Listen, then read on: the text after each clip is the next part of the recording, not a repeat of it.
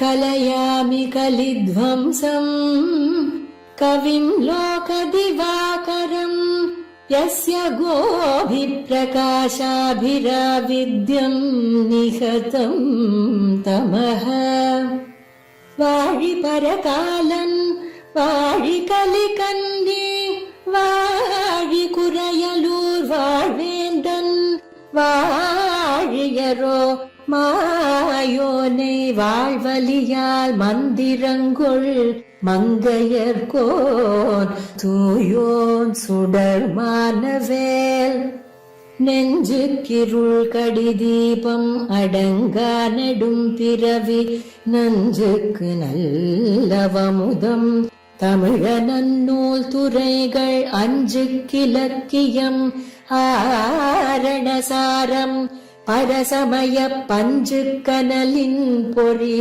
பரகாலன் பனுவல்களே எங்கள் கதியே இராமானுசமுனியே சங்கை கெடுத்தாண்ட தவராசா பொங்கு புகழ் மங்கையர் கோனீந்த மறையாயிரமனைத்தும் தங்கு மனம் நீ எனக்கு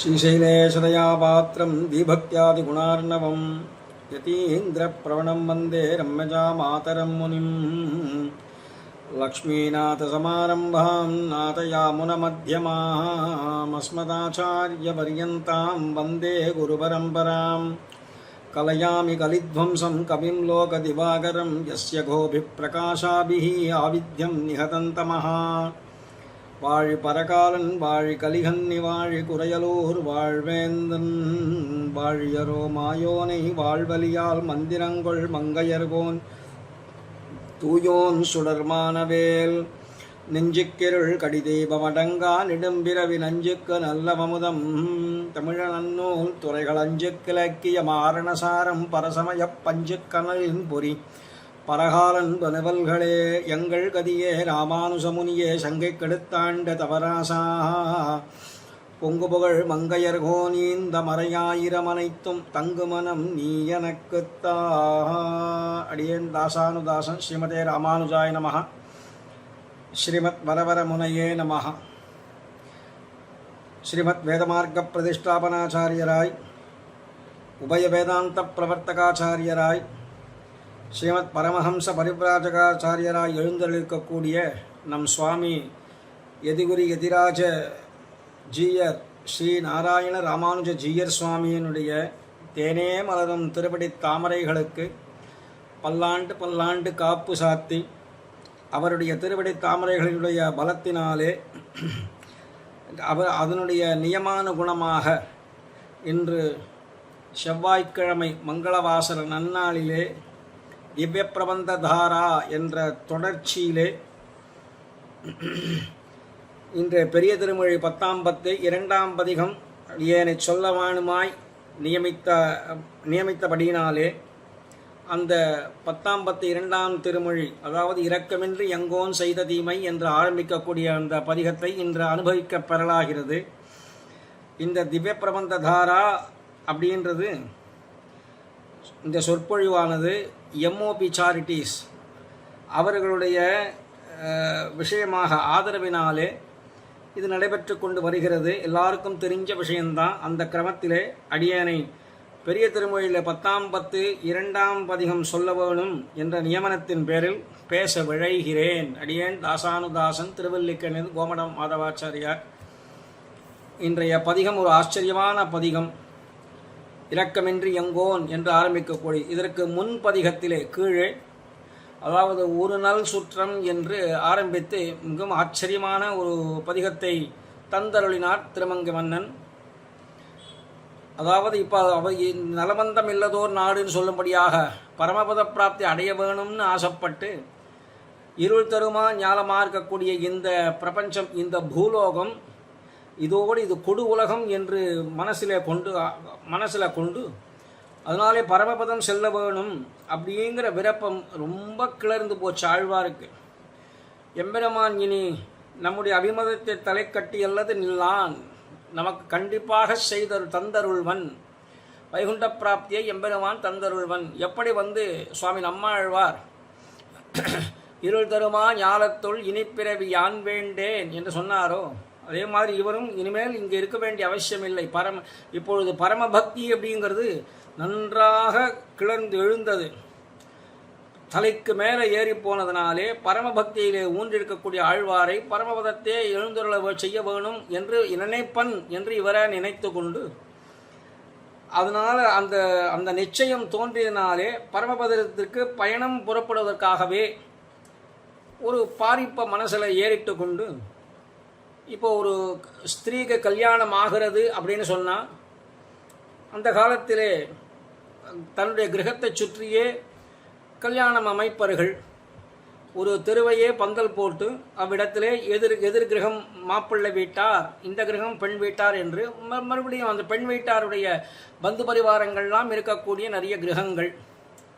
அப்போ இவர் என்ன பண்ணினாலும் கல்யாணமான பெண்ணானவள் தன்னுடைய புக்ககத்துக்கு செல்வதற்கு முன்னாடி எப்படி ஒவ்வொரு குரடாக ஏறி ஏறி அவருடைய பந்து பரிவாரங்கள், அத்தே நான் சென்று வருகிறேன், பாட்டி நான் போய் வருகிறேன், பெரியப்பா சித்தப்பா என்று ஒவ்வொருவராக அழைத்து அத்தை நான் சென்று வருகிறேன் என்று சொல்லுமா போலே ஒரு நாள் சுற்றம் அப்படிங்கிற பதிகத்திலே விதவிதமான திவதேசங்களை அனுபவித்து ஒவ்வொரு திவதேசத்திலையும் அடியேன் வானேற பெறுகின்றேன் என்று சொல்லும்படியாக இவர் நான் பரமபதம் செல்கின்றேன் என்பதற்காக ஒவ்வொரு திவதேசமாக சொல்லிட்டு வரார்.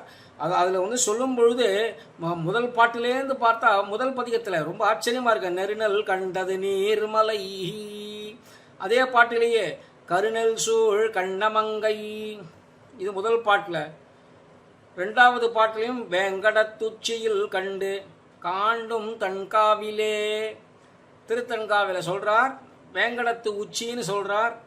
அதோட மட்டும் இல்லாமல் காண்டும் நாங்கூரிலே மாலை, மாலைனா திருமாலை எம்பெருமான் அர்த்தம், மாலை ஆலியில் கண்டு திருவாலியில் கண்டு காண்டும் நாங்கூரிலே பேரில் வணங்கி வெள்ளரை காண்டுமே நரையூர் கண்டு காண்டும் மெய்யத்துன்றே சேரையில் கண்டு போய் யாம் குடந்தை செல்று என்று பலவிதமான திவிதேசங்களை அனுபவிச்சு ஒவ்வொரு திவிதேசத்திலையும் எம்பெருமானிடத்திலே விடைபெற்றுக் கொள்வதாக பாரித்து கொண்டு ஒவ்வொரு திவிதேசமாக எழுந்தருளி வந்தார். அப்படி போயிட்டு வரும் ஒவ்வொரு குரடாக ஏறுவது போலே, ஒரு ஸ்திரீ கல்யாணமான ஸ்திரீ ஏறுவது போலே இவர் ஒவ்வொரு திவிதேசமாக ஏறி இறங்கி பயணத்துக்கு பூர்வாங்கமாக அதாவது பூர்வாங்கமாக தமது மிக்க ஈடுபாட்டிற்கிடமான சில திருப்பதிகளிலே சொல்லிக் கொள்வதாக நுழைந்து புறப்பட்டார் அப்படின்னு தெரியுது.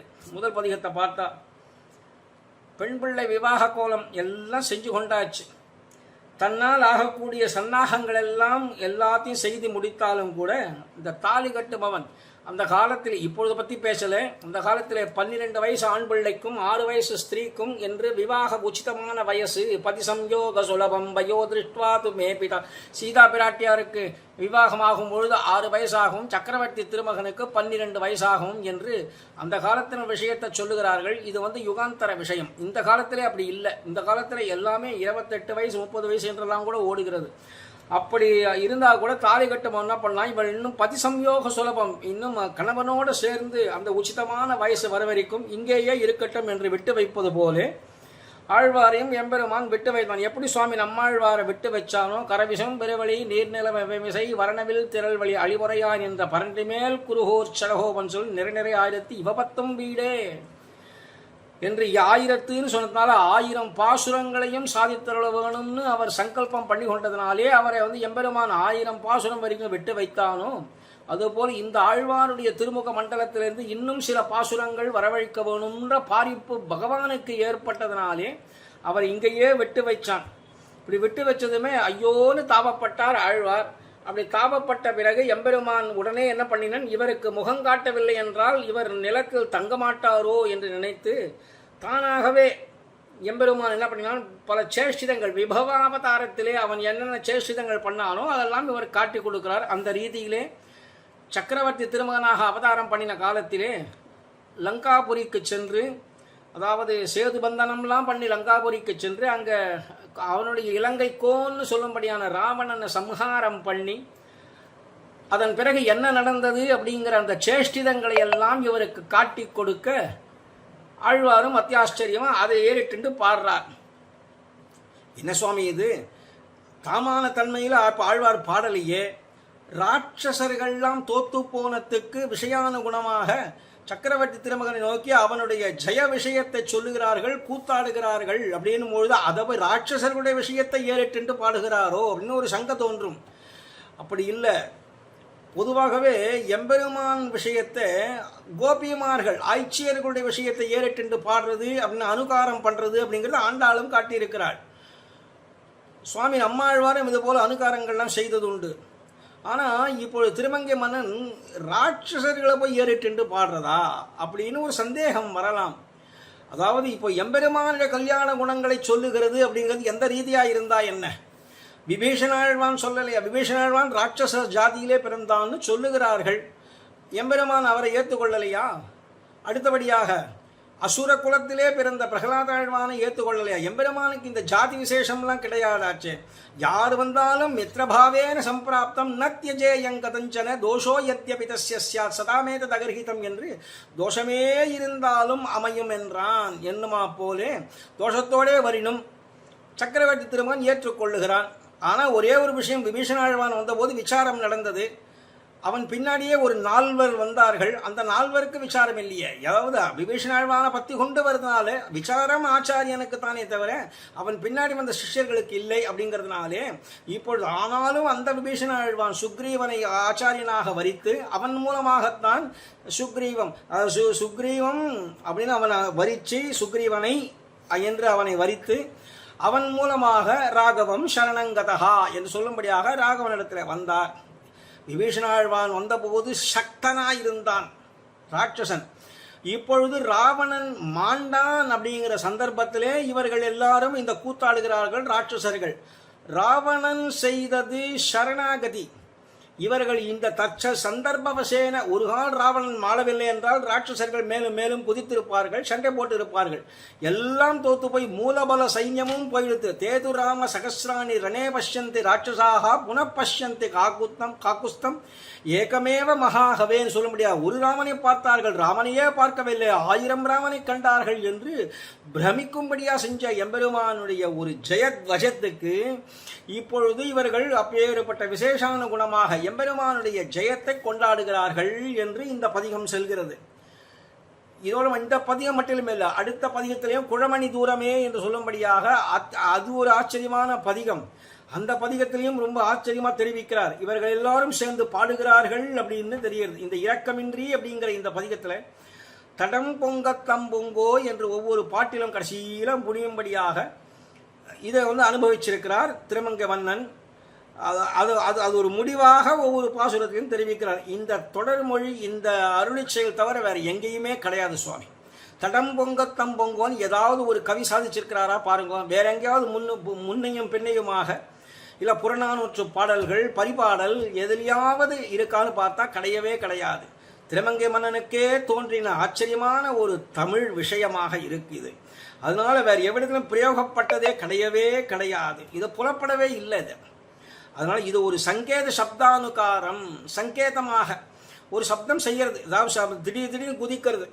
இந்த மேளம் தட்டி கொண்டே வருபவர்கள் திடீர்னு குதிப்பார்கள் இல்லையா, எதோ சப்தங்கள்லாம் கொடுப்பார்கள். அதுபோல தடம் பொங்கத்தம் பொங்கோ அப்படின்னு இது ஒரு சப்தானுகாரம், அவ்வளவுதானே தவிர தோற்றவர்கள் அந்த தோல்வியினாலே பறையடிச்சு ஆடுறதுங்கிறது ஒரு முறை உண்டு கிராமங்களில். அதாவது ஒரு கூத்தூர் சொல்றோம் இல்லையா, அந்த சப்தானுகாரம் அப்படிங்கிற அளவே இப்போ நம்ம இதை எடுத்துக்கணுமே தவிர பெரியவாச்சான் பண்ணி அப்படிதான் காட்டுறாரு. இது ஒரு சப்தானுகாரம்னு தான் காட்டுறாரே தவிர அப்படிதான் நம்ம எடுத்துட்டு போகணும். இது என்னவோ இதுக்கு போய் ஆராய்ச்சி பண்ணி இந்த தமிழ் இப்படி உண்டா, இது என்ன, இதுக்கு இலக்கணம் என்ன என்றெல்லாம் கேட்க வேண்டிய ஆராய்ச்சியே இல்லாத அது ஒரு ஆனுபாவியமா செல்லுகிறது அப்படிங்கிற ஒரு விஷயத்தை மட்டும் கொண்டு இப்ப நாம பார்க்கும் பொழுது இது ஆச்சரியமான ஒரு பதிகமாக இருக்கு. இதை ஒவ்வொரு பாசுரமாக சொல்லி அனுபவிச்சு யதாசக்தி யதாதீதம் யதாமதிஹி தோன்றும் விஷயத்திலே அது என்னென்ன பாசுரங்களுக்கான அர்த்தம் அத ஆனுபாவியத்தோட இப்படி பாவபந்தத்தோட திருமங்கை மன்னன் எப்படி சாதிச்சிருக்கிறார். அதாவது ராட்சசர்கள் பாவத்திலேயே ஏறிட்டு ராட்சசர்கள் சொன்னால் எப்படி இருக்கும் அப்படிங்கிறத இந்த பதிகத்தில் சொல்லியிருக்கிறார். அதனால் அந்த ராட்சசர்களுடைய பேச்சாக இருக்கு இந்த பதிகம். ரொம்ப ஆச்சரியமான விஷயம். முதல் பாட்டிலேருந்து அனுபவிச்சுட்டு போகலாம். இரக்கமின் நீ எங்கோன் செய்த தீமை இம்மையே எமக்கெய்திற்று காணீர். பறக்கையாம் இன்று உரைத்தன் ராவணன் பட்டணன் இனி யாவர் குறைக்கும். குறக்கு நாயகர்கள் இளங்கோவே கோலவல்வில்லி ராமபிரானே. அறக்கரார் அழைப்பார் இல்லை நாங்கள் அஞ்சினோம் தடம் பொங்கத்தம் பொங்கோ. எங்கோன் எங்களுக்கெல்லாம் தலைவன் யாரு? சாட்சாத் ராவணனை சொல்ற. எங்களுக்கு தலைவனான ராவணன் இரக்கமின்றி செய்த தீமை இம்மையே எமக்கெய்திற்று காணீர். அவன் நெஞ்சில கொஞ்சம் கூட ஒரு ஈவு இரக்கங்கிறது கிடையாதா? நெஞ்சில ஒரு ஈரம்ங்கிறது கிடையாதா? இப்படி ஈவு இரக்கமும் இல்லை, நெஞ்சில ஈரமும் இல்லாம அப்பேற்பட்ட ஈர நெஞ்சு இல்லாத செய்த தீமை அவன் பண்ணின அந்த அபச்சாரமானது என்ன அபச்சாரம் பண்ணிட்டான் அப்படின்னு கேட்டா, சீதா பிராட்டியார் அபகரிச்சுட்டு வந்தது கூட பெரிய அபச்சாரமா பகவான் எடுத்துக்கல. அவனுடைய அபிப்பிராயத்தாலே என்ன தாயாரை கொண்டு வச்சிருக்கிறான், தந்தை வந்திருக்கிறார், அவ்வளவுதானே. ராவணனை பொறுத்த வரைக்கும் தாயாரை தான் கொண்டு வந்து வச்சிருக்கிறான். அப்படிதான் ராமாயணத்தில் காட்டியிருக்கிறார். மூலம் யதார்த்தம் சத்தியம் வால்மீகி ராமாயணம்.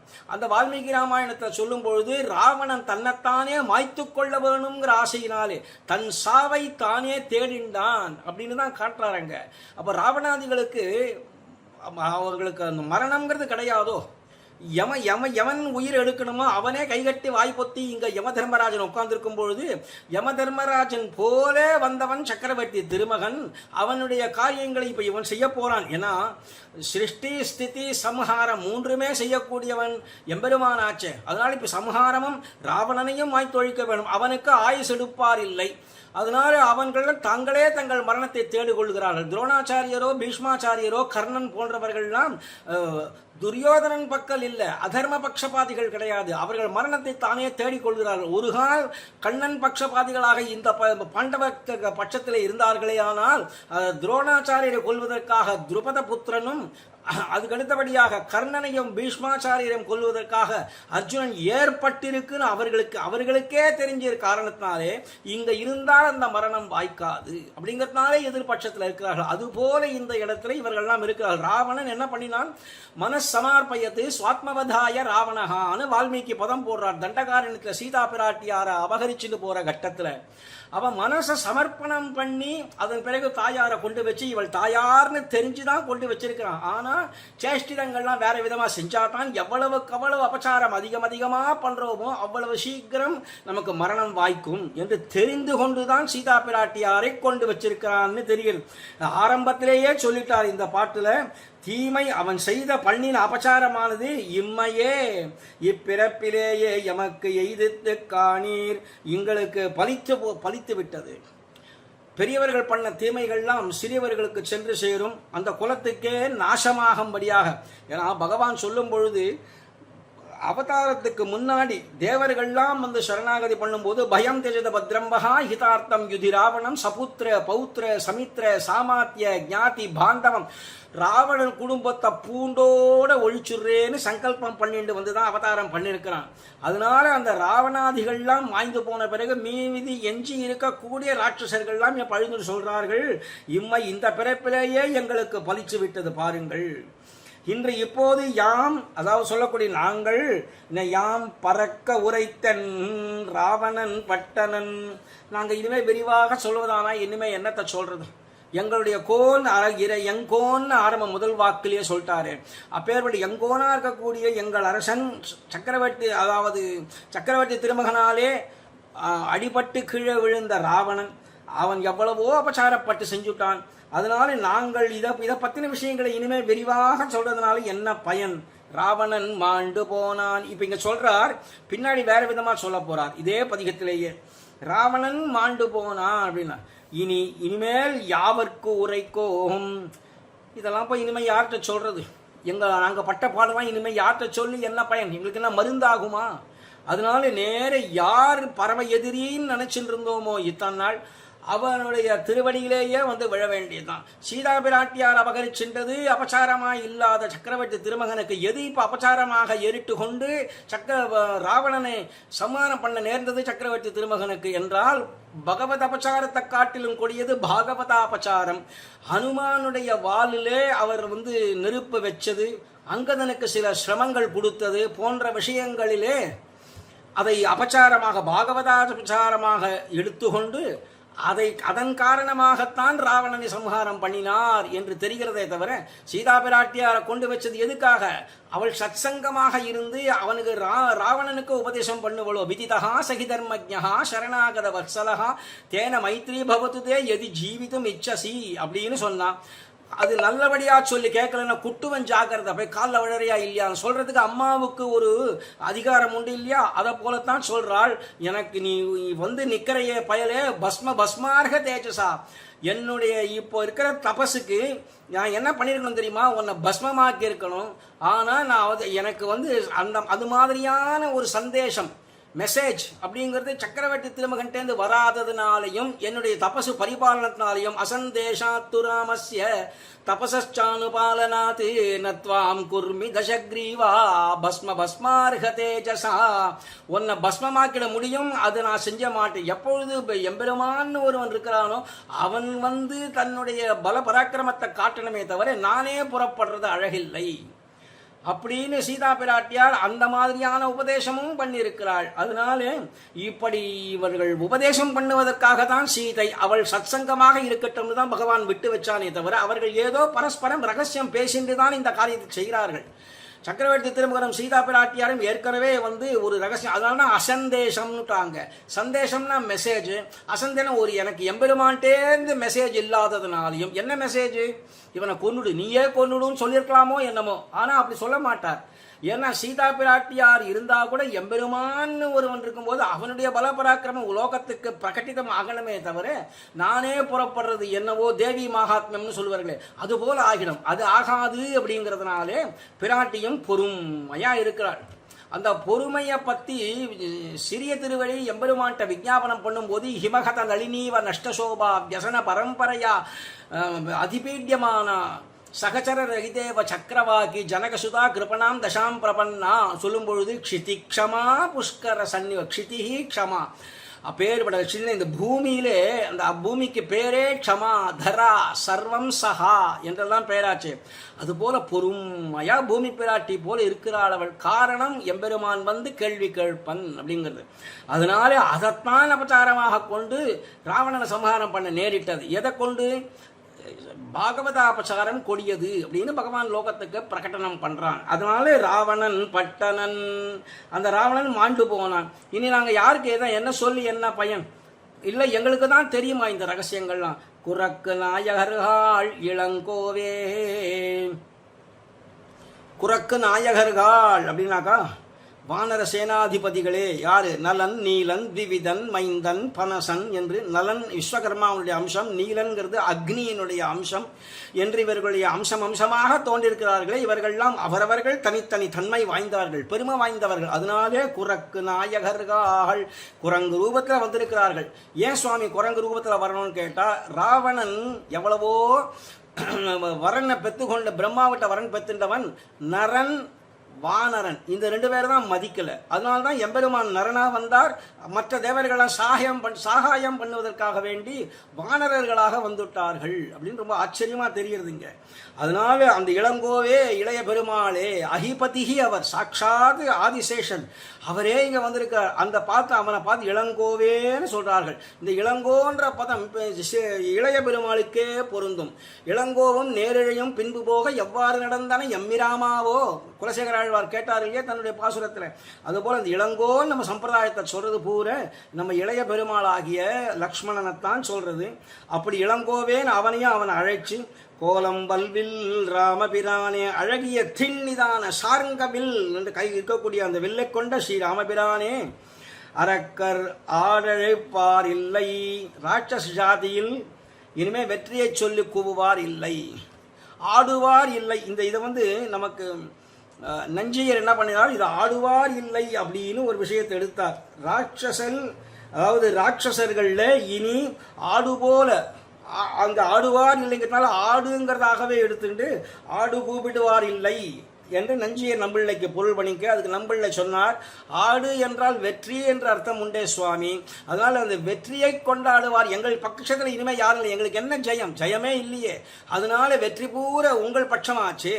அதாவது சக்கரவர்த்தி திருமகனுடைய பட்சமாக இருப்பதனாலே எங்கள் பட்சத்திலே ஆடு என்று சொல்லுவார் இல்லை. அதனால இங்க சொல்றார், ஆடு அழைப்பார் இல்லை, எங்கள் பக்கத்திலே ஜெயம் சொல்வதற்கு ஒருவர் கூட இல்லை அப்படிங்கிற நம்பிள்ள சொன்னதுமே அந்த நம்பிள்ள வாக்கு அப்படியே எடுத்து இப்படியே ஆகட்டும், இதுவே பொருத்தமுடையதான பொருள் அப்படின்னு சொல்லிக்கல்ல அமையும் என்று நியமத்தருளினார். யாரு? நஞ்சியர். அதனால நம்பிள்ளைக்கு ஓங்கி பெரிய நம்பிள்ளை ஆச்சரியமான ஒரு ஞான ஸ்வரூபி.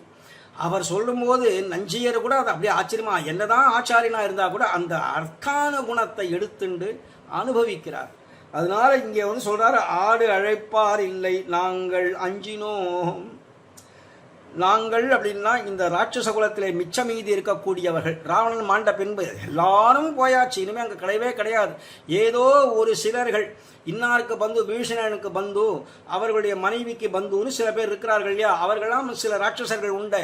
அவர்கள் அஞ்சினோம் தடம் பொங்கத்தம் பொங்கோ, நாங்கள் தோற்றொழிந்த நாயங்கள் பயப்படுகின்றோம், எங்களையும் விட்டு வைப்பியோ, தயவு செய்து ஒன்றும் பண்ணிடாதே என்று மரண பயத்தினாலே அஞ்சினோம்னு சொல்லுகிறார்கள். அஞ்சினோம், பயப்படுகின்றோம். தடம் பொங்கத்தம் பொங்கோ, தோற்ற தோல்விக்கு ஏதோ ஒரு தமுக்கடிச்சு கொண்டு நாங்கள் ஆடுகின்ற ஆட்டங்காண்மின் அப்படின்னு சொல்லுகிறார்கள். அதாவது உன் ஜெயத்தை தானே சொல்லிட்டு வரோம் சுவாமி அப்படின்னு ரொம்ப ஆச்சரியமா தெரிவிக்கிறார்கள். அடுத்த பாட்டு, 10 நேன் மொழியும் அவற்றிரட்டி பாழிதோளும் படைத்தவன் செல்வம் சித்தம் மங்கையர்பால் வைத்து கெட்டான் செய்வதொன்றறியா அடியோங்கள் ஒத்த தோள் 2 ஒரு முடியும் ஒருவர் தந்திரத்தோ பண்ணி வாழ்ந்தோம் அந்த வெம்பெருவான் எம்மை கொல்லேல் அஞ்சினோம் தடம் பொங்கத்தம் பொங்கோ. அந்த எம்பெருமான் பெயர்பட்ட சுவாமின்னு ஸ்ரீராமபிரானே என்று அழைக்கிறார்கள். அழைச்சு நீள் 10 முடியும் அவை இரட்டி பாழி தோளும், நீண்ட 10 தலைகள், 10ம் 10 இந்திரியங்கள்.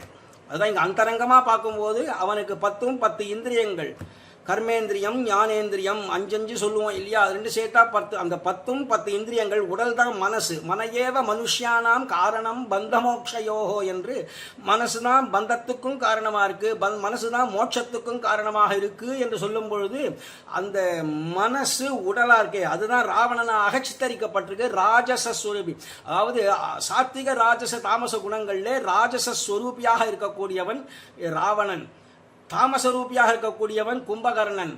சாத்விகம் அத விபீஷணோ விஷ்ணு பக்தியும் வப்ரே சத்வகுணான்விதா என்று சாத்விக ஸ்வபாவம் உடையவன் விபீஷன் என்று 3 குணங்களை காட்டினா கூடவே குணமயி மாயா அப்படிங்கிறது ஒன்று இருக்கணும். மாயை இருந்தா தானே, மாயையில் தானே அகப்பட்டு இந்த 3 குணங்கள்ல ஆட்பட்டு இருக்கிறோம். மாயைங்கிறது தான் அங்க சூர்பனையாக காட்டப்படும். அந்த சூர்பனகையின் பிரேரணையாலே மாரீச்சன் மாயமானாக இந்த லௌகீகமான விஷயங்கள்ல ஈடுபட்டா இது மாதிரியான சிரமங்கள் உண்டாகும்னு லோகத்துல காட்டுறார் பெருமாள், நமக்கு நாடக ரூபேன காட்டுறார். இதெல்லாம் மாயா மானுஷ லீலாம் அபிநயதி ஹரவு லப்த சேவா விசேஷா அப்படின்னு சுவாமி வேதாந்த தேசிகன் கருட பஞ்சாசத் அப்படிங்கிற விஷயத்துல. இதெல்லாம் மாயா மானுஷ லீலையா போறான். மாயா விடம்பனம் அவேகி யதா நட்டஸ்ய என்று ஸ்ரீமத் பாகவதத்திலும் சொல்லப்படுது. இதெல்லாம் ஒரு நாடக விடம்பனம் தானே. அதுல எம்பெருமான் ராவணனை இப்படி நடிக்க வச்சிருக்கிறான். அவன் ராஜச ஸ்வரூபியாக, அதாவது அவன் அந்த ராஜச குணம் ஏறிட்டு கோபதாபங்களுக்கு இடமாக இருந்து கொண்டு அதிலே அவனுக்கு கிடைக்க பெறவில்லை, ஆனால் கொலை பரியந்தம் போகும்படியான ஒரு குணத்தை கொண்டவனாக ராஜச குணம் என்ற குணத்தை படைத்தவன். அதனாலேயே மாண்டு போனான். அந்நிய ஸ்திரீகளை எல்லாம் விளையாட்டா எடுத்துன்னு அபகரிச்சு எவ்வளவோ கெட்ட விஷயங்களை செய்யக்கூடியவன். மாற்றான் மனைவியை தீண்டினால் மாண்டே போவாய் என்பதற்காக அதர்மத்தை காட்டி தர்மத்தை எம்பெருமான் சம்ஸ்தாபனம் பண்றான் இந்த இடத்துல.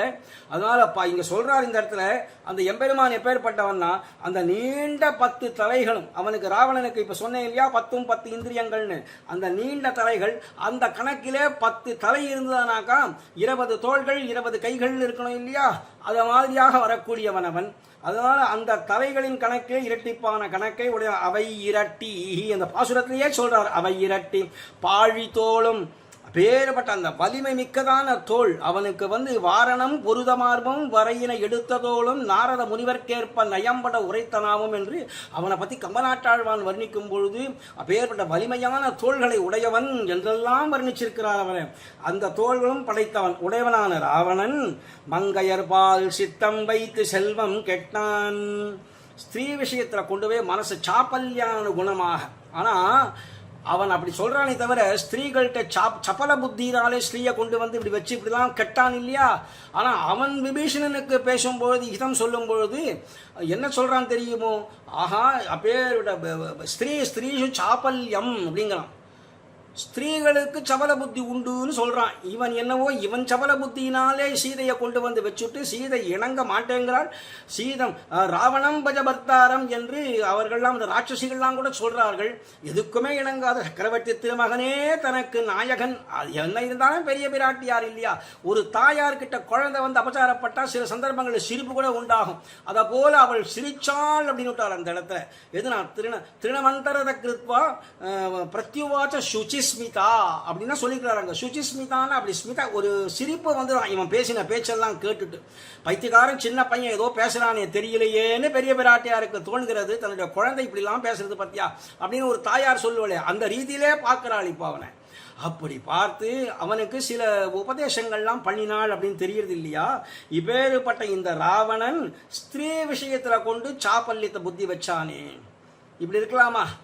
வித்யதே கோஷு சம்பன்னம் வித்யதே பிராமணே தமஹா வித்யதே ஸ்திரீஷு சாப்பல்யம் வித்யதே ஞாதிதோ பயம் அப்படின்னா ராவணன். அதனால ஸ்திரீஷு சாப்பல்யம் அப்படிங்கிறது அவன் சொல்லணுமா, அவன் பேசின பேச்சா? ஆனால் அவன் அந்த மங்கையர்பால் சித்தம் வைத்து இங்க திருமங்கை மன்னன் ஆச்சரியமா காட்டுறாருங்க. ஸ்ரீ விஷயத்துல மனசை கொண்டு செலுத்தி செல்வம் கெட்டான். தன்னுடைய செல்வம் அழிய பெற்றான்னா என்ன அர்த்தம்? ஊரை இனிமே என்ன உண்டோ அத்தனையும் இழந்தான் இல்லையா. அதனாலதான் செய்வது ஒன்றறியா அடியோங்கள் இனி செய்யத்தக்கதொன்றும் அறிகில்லாத நாங்கள் என்ன செய்ய போறோம், எங்களுக்கு ஒன்றும் புரியல சுவாமி. ஒத்த தோள் இரண்டும் ஒரு முடியும் ஒன்றோடொன்று ஒப்பான. இந்த தோளுக்கு அந்த தோள் ஒப்பானது, அந்த தோள் இந்த தோளுக்கு ஒப்பானதுன்னு வேணா சொல்லலாமே தவிர எம்பெருமானுடைய திருத்தோள்களுக்கு ஒப்பானதுன்னு இனிமே ஒத்தார் மிக்காரை இளையாய மாமாயா என்று நம்மாழ்வார் சாதிச்ச பிரகாரம் அவனுக்கு ஒத்தாரும் கிடையாது மிக்காரும் கிடையாது அப்படின்னு வரும்பொழுது தோளுக்கு மட்டும் என்ன ஒரு அவயவமாய் எடுத்து பேசும் பொழுது இந்த வலக்கைக்கு ஆச்சரியமான உபமானம் இடக்கை தான், இடக்கைக்கு உபமானம் வலது கைதான். எம்பெருமானுக்கோ திருமங்கை அலம்புரிந்த நெடுந்தடக்கைன்னு சொல்லிட்டார் ஏற்கனவே. அப்பேரோட அலம்புரிந்த நெடுந்தடக்கையா இருக்கக்கூடிய எம்பெருமானுக்கா வேற உபமானம் காட்ட முடியும்? யார் தான் எப்பேற்பட்டவர்கள் உபமானம் பேசுறவர்கள் வட்டமே. உபமா காளிதாசஸ்ய பாரவே ரத்ன கௌரவம் தண்டின பதலாதித்யம் மாகே சந்தி திரையோகுணாகனு ஒரு ஸ்லோகம் உண்டு உலகத்துல. அப்படி உபமானம் காளிதாசன் என்னதான் காட்டினாலும் ராமபிரானுக்கு ஏத்த ஒரு உபமானம் யாரை சொல்ல முடியும்? அதனால ஒத்த தோள் இரண்டும் முடியும் இரண்டும் ஒரு முடியும் அப்படின்னாரு. ஒன்றோடொன்று ஒப்பான இரண்டு திருத்தோள்களை அப்பேற்பட்ட அதையும் உடையவன், ஒரு திருமுடியையும் உடையவனாக ஒரு வருதம் திறத்தோம் அன்னி வாழ்ந்தோம். அத்விதீயமாக தேவரீர் பக்கல்ல வந்தோம். அதற்கு முன்பு ஈடுபட்டவர்கள் எல்லாமையாலே எங்களுக்கு ஒன்றும் தெரியலே கெட்டு போனோம் அப்படிங்கிறார். வாழ்ந்தோங்கிறதுக்கு இங்க அர்த்தம் கெட்டதுன்னு அர்த்தம். ஏதோ ஆமாம் போ வாழ்ந்தே கெட்டேன் நல்லா வாழ்ச்சி போ அப்படின்னு உலகத்துல சொல்லுவோம் இல்லையா. ஆமாம் போ வாழ்ந்தேன் போ என்னத்தை வாழ்ந்தேன் அப்படின்னு சொல்றோமே, அது போல இந்த இடத்துல வாழ்ந்தோம்னா கெட்டோம்னு அர்த்தம் இந்த இடத்துல. அதனால எம்மை கொல்லேல் அஞ்சினோம் தடம் பொங்கத்தம்பம், எங்களை கொன்னுடாதப்பா, எங்களை சமஹாரம் பண்ணிடாதே, எங்களை ரட்சித்தருள வேணும்னு கேட்கிறார் இந்த இடத்துல. அதாவது நமக்கு கைகால் படைச்ச பயன் விசித்ரா தேக சம்பத்தி ஈஸ்வராய நிவேதித்தும் பூர்வமேவ கிருதா பிரம்மன்னே ஹஸ்தபாதாதி சம்யுதா என்று ஒரு சாஸ்திர வாக்கியம். அதன்படி பார்த்தோம்னா நமக்கு கை கொடுத்ததோ கால் கொடுத்ததோ எல்லாமே கால் கொடுத்தது விதேச யாத்திரை தீர்த்த யாத்திரையாக செல்ல வேணும். கையின் இருந்த அடியார்களுக்கு தொண்டு செய்வனும் எம்பெருமானுக்கு தொண்டு செய்ய வேணும். மனசுன்னு இருந்த அவனே கதியின் அத்தியவசாயத்தோடு இருக்க வேணும். கண் படைச்சவையன் அவன் தரிசனம் செய்ய வேணும். வாக்கு படைச்சவையன் எம்பெருமான் கல்யாண குணங்களை வாயார சொல்ல வேணும். செவி படைத்தவையன் அப்பேறுபட்ட அந்த எம்பெருமானுடைய குணங்களை நன்னா கேட்க வேணும். அதுக்கு தான் ஆரம்பத்திலேன்னு சொல்லிட்டு வரார்கள். பக்தின்னு சிரவண பக்தி தான் முதல்லேன்னு பிரகலாத ஆழ்வான்களோ காட்டியிருக்கிறான். அதனால அந்த சக்கரவர்த்தி திருமகனே கேட்டுத்தானே ராமாயணம் வெளியில வந்தது. தன்னுடைய குழந்தைகளையே சொல்ல வைத்தானே, குசலவர்களை சொல்ல வச்சு தானும் கேட்டு சிரவண பக்தியை லோகத்துக்கு பிரகடனம் பண்ணினானே அந்த எம்பெருமான். அதுபோல கால் கை படைச்சவன் ஒவ்வொன்றும் உம்மை போற்றுவதற்காகவே இருக்கிறது எம்பெருமானே. அதுக்குதான் படைக்கப்பட்டுள்ளது.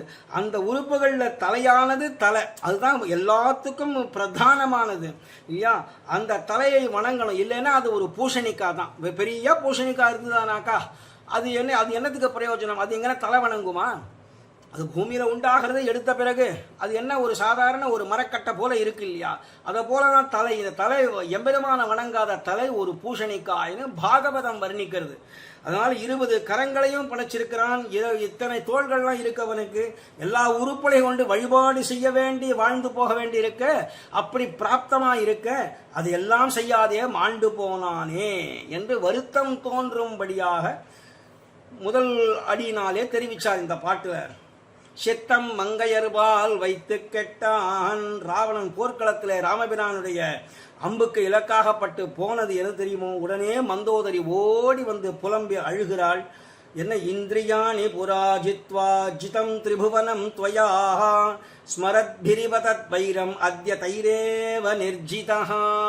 அப்பா பாப்பா நீ தோத்து போனேப்பா. நீ எப்ப எல்லா இந்திரியங்களையும் வசப்படுத்தி சீதா பிராட்டியாரை கொண்டு வரும்போது கூட கெட்ட எண்ணத்தோடு கொண்டு வரல, தாயார்னு தெரிஞ்சுதான் கொண்டு வந்திருக்கான். அப்பதான் தந்தை வந்து நம்மளை கேள்வி கேட்டு நம்மளை மரணம் வாய்க்கும்படி செய்வான் அப்படிங்கிற ஆசையினால வந்திருக்கிறவனாச்சு. அப்ப என்ன பண்ணினான்? அவளை கட்டி தூக்கி தான் கொண்டு வந்தான்னு வால்மீகி ராமாயணம். அதுதான் மூலம் யதார்த்தம் சத்தியம்னு சொல்றோம். மற்ற ராமாயணங்கள்லாம் பிற்காலத்தில் ஏற்பட்டது ஏதோ பக்தர்களுக்காக ஏற்பட்ட சில திருத்தங்கள். அதை நாங்க ஒத்துக்கவே மாட்டோம். ஏன்னா வால்மீகி ராமாயணம் தான் மூலம். அதுல வந்து கட்டி தூக்கி தான் எடுத்துட்டு போனான் சீதா பிராட்டியார். கம்பராமாயணம் ஆசிரமத்தோட கொண்டு போயிட்டான்கிறார். அதெல்லாம் மட்டமான நிர்வாகம்னு வைத்துக் கொள்வோம். இப்பொழுது இந்த சீதா பிராட்டியாரை கொண்டு போறானே, கட்டி தூக்கிண்டு தானே போனான். அப்போ என்ன சர்வ இந்திரியங்களையும் வசப்படுத்தி, ஏன்னா எந்த பெண்ணையாவது கட்ட எண்ணத்தோடு தொடுவையானால் உன் தலை 100ஆக வெடித்து சாவாய் என்று பிரம்மாவனுடைய சாபம் இருக்கு. இப்ப சீதையை கொண்டு போகும்போது ஒண்ணுமே வெடிக்கலையா? அவனுக்கு தலையும் வெடிக்கல, கைகால்களும் தனியா கரண்டு போயிடல. அப்போ அப்பேற்பட்ட பெருமை வாய்ந்தவன் ராவணன் இப்ப இந்த இடத்துல காட்டுறாரு. என்ன எல்லா இந்திரியங்களையும் வசப்படுத்தி மந்தோதரி அதை தான் சொல்றா இந்த இடத்துல. அச்சோ நீ எப்பேற்பட்டவன்டா நீ. இந்திரியாணி புராஜித்வா ஜிதம் திரிபுவனம். அந்த எல்லா இந்திரியங்களையும் வசப்படுத்தி அப்பேற்பட்ட பெருமை வாய்ந்தவனான் இருந்ததுனால்தான் ஜிதம் திரிபுவனம் 3 சகல லோகங்களையும் நீ கட்டி ஆண்டாயே. இப்போ என்ன ஆச்சு?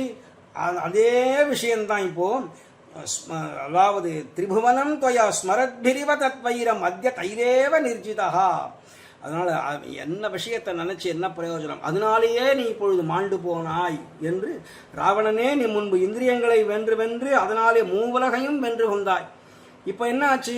இந்திரியங்களை நிகிரகத்துக்கு கெடுதல் புரிந்து வரம் பெற்றமைனால மூவுலகம் வென்றதனாலே அப்படி சொல்லப்பட்டது அவனுக்கு. ஆனா அந்த இந்திரியங்கள் இப்பாவி நம்மை இப்படி தலையெடுக்க ஒண்ணாமல் பண்ணிட்டானே.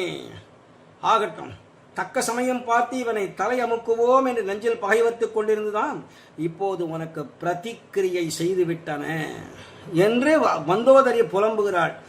இந்திரியங்களை அடக்காமல் அவற்றுக்கு பரவசப்பட்டு சீதையை கவர்ந்ததனால் இக்கேடு உனக்கு விளைந்ததுன்னு மந்தோதரி சொல்றார். ராமபிரானுடைய விஷயங்கள்ல சீதை அபகரிச்சுட்டு போனது பெரிய விஷயம் இல்லைன்னு அவர் நினைச்சா கூட மந்தோதரி இப்படி நினைச்சு பார்க்கிறா.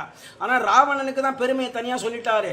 தாயாரை கொண்டு வைக்கும் பொழுது அவனுக்கு எந்த இந்திரியமும் வசப்பட்டு தான் இருந்ததே தவிர அவன் வேண்டாத காம இச்சை கொண்டு சீதையை கொண்டு வரவில்லை. வெளிப்படையா பார்த்தால் சீதை அப்படிதான் அபகரிச்சுட்டான்னு தெரியுது.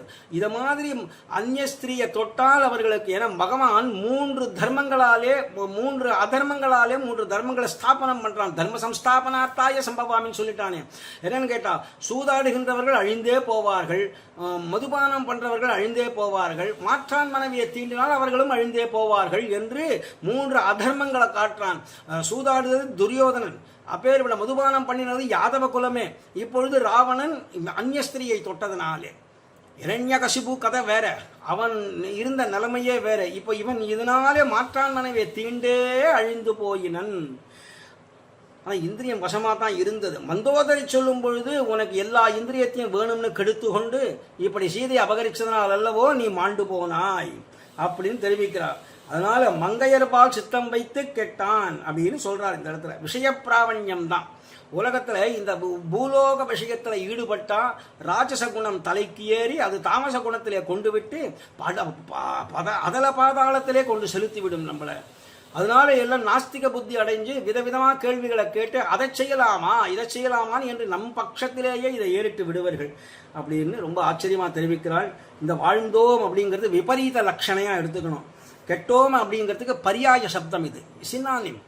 அதாவது வாழ்ந்தோம் அப்படிங்கிறது கெட்டோம்னு இந்த இடத்துல எடுத்துக்கணும். ஏன்னா 10 தலைகளையும் 20 கைகளும் உடையவனான ராவணனை போல அப்பேற்பட்ட விகாரமான வேஷமுடையவன் இல்லையே. 2 தோள்களையும் 1 திருமுடியையும் உடையவனான சக்கரவர்த்தி திருமகன் பெருமாள் திறத்திலே ஈடுபட்டு விபீஷணாழ்வான போல நாங்களும் வாழ்ந்து போகலாமா இருக்க அதை நாங்கள் செய்யலை, அதனாலே கெட்டோம். இந்துரிவ ஸ்ரீமான் அப்படின்னு ஒரு வச்சனம் உண்டு. அதாவது தோளுக்கு தோளே உவமை என்பது தோன்ற ஒத்த தோள் இரண்டும் அப்படின்னு இங்க திருமங்கை மன்னன் ஆச்சரியமா தெரிவிக்கிறார். அந்த தோளுக்கு இந்த தோள் உவமை, இந்த தோளுக்கு அந்த தோள் உவமை என்று ரொம்ப அழகா தெரிவிக்கிறார். அடுத்தது 3ஆம் பாசுரம்.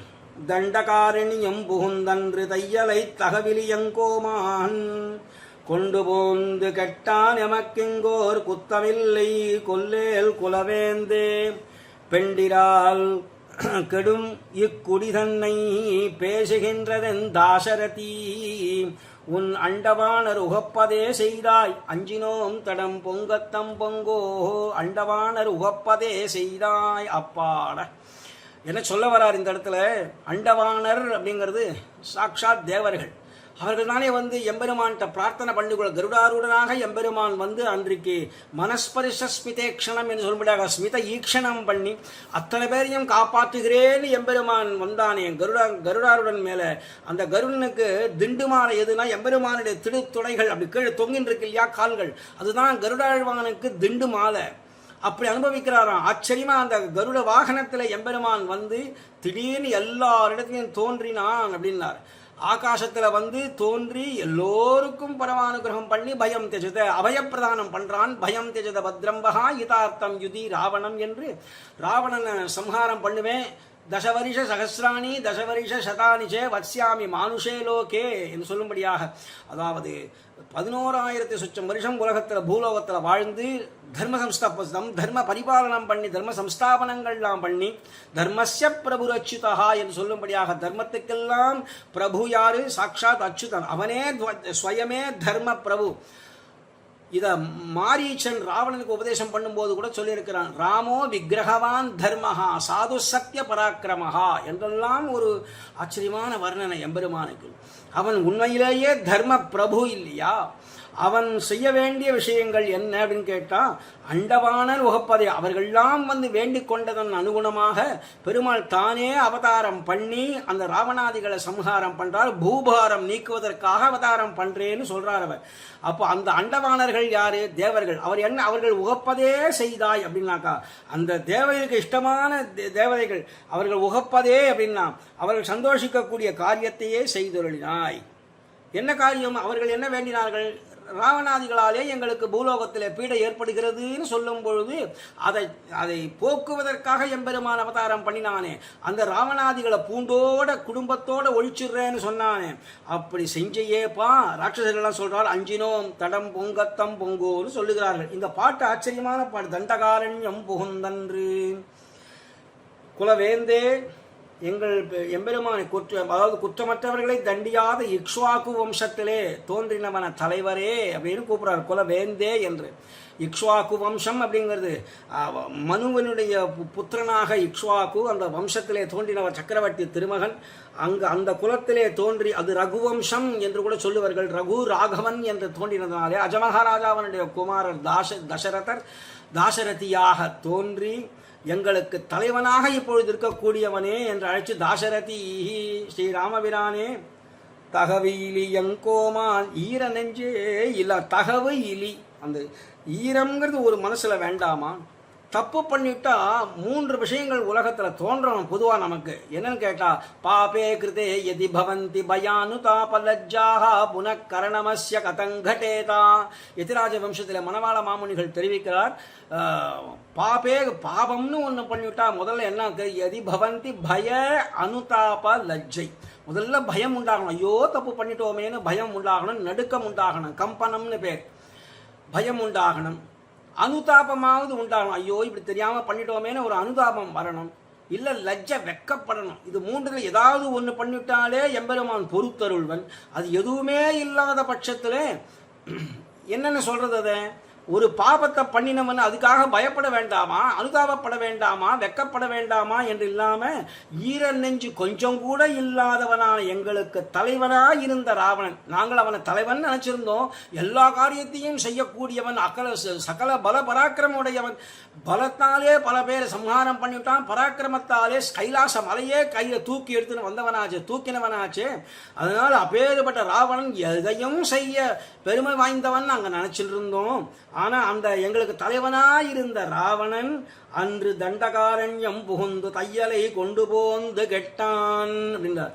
அன்று அந்த நீங்கள் வனத்திலே இருக்கும்பொழுது, தாபசராக இருக்கும் பொழுது, தபசு பண்ணிட்டு இருக்கக்கூடிய காலத்திலே தண்டகாரனுக்கு பிரவேசம் பண்ணி மாரீச்சன் எவ்வளவோ உபதேசம் பண்ணாலும் கூட நாங்கள்லாம் ஹிதம் சொல்லுவார் உலகத்தில் இல்லை, அஹிதம் சொல்லுவார். எவ்வளவோ பிரியமா பேசுறவார் நிறைய பேர் இருக்கலாம், ஆனா ஹிதத்தை சொல்றேன், ராவணா புறப்பட்டு போயிடுன்னு மாரீச்சன், எனக்கே தெரியும் ராமபிரானுடைய பானம் எப்பேற்பட்டது என்னையே அன்னைக்கு தூக்கி, அவருடைய பால்யத்திலேயே அவர் அன்னைக்கு ஒரு பானம் போட்டு என்ன ஒரு வாயவாஸ்திரத்தினால தூக்கி எறிஞ்சாரே. எங்கிருந்தோ சித்தாசிரமம் எங்க இருக்கு, அங்க விஸ்வாமித்திரர் யாகம் பண்ணாரே, அந்த இடத்துல தூக்கி எரிஞ்சார் எம்பெருமான். இந்த தண்டகாரண்யம்ங்கிற இடத்துல விழுந்தேன்டாப்பா. அதனால தண்டகாரண்யம்ங்கிறது சாதாரணம் இல்லை, அங்கேயும் ஒரு ராட்சசன் இருந்து அவனும் கட்டு ஒழிஞ்சு, அதனால அந்த தண்டக அரண்யம், அந்த ஃபாரஸ்டே, அந்த பெரிய அரண்யமே தண்டகாரண்யம்னு அந்த பேர் உண்டாச்சு.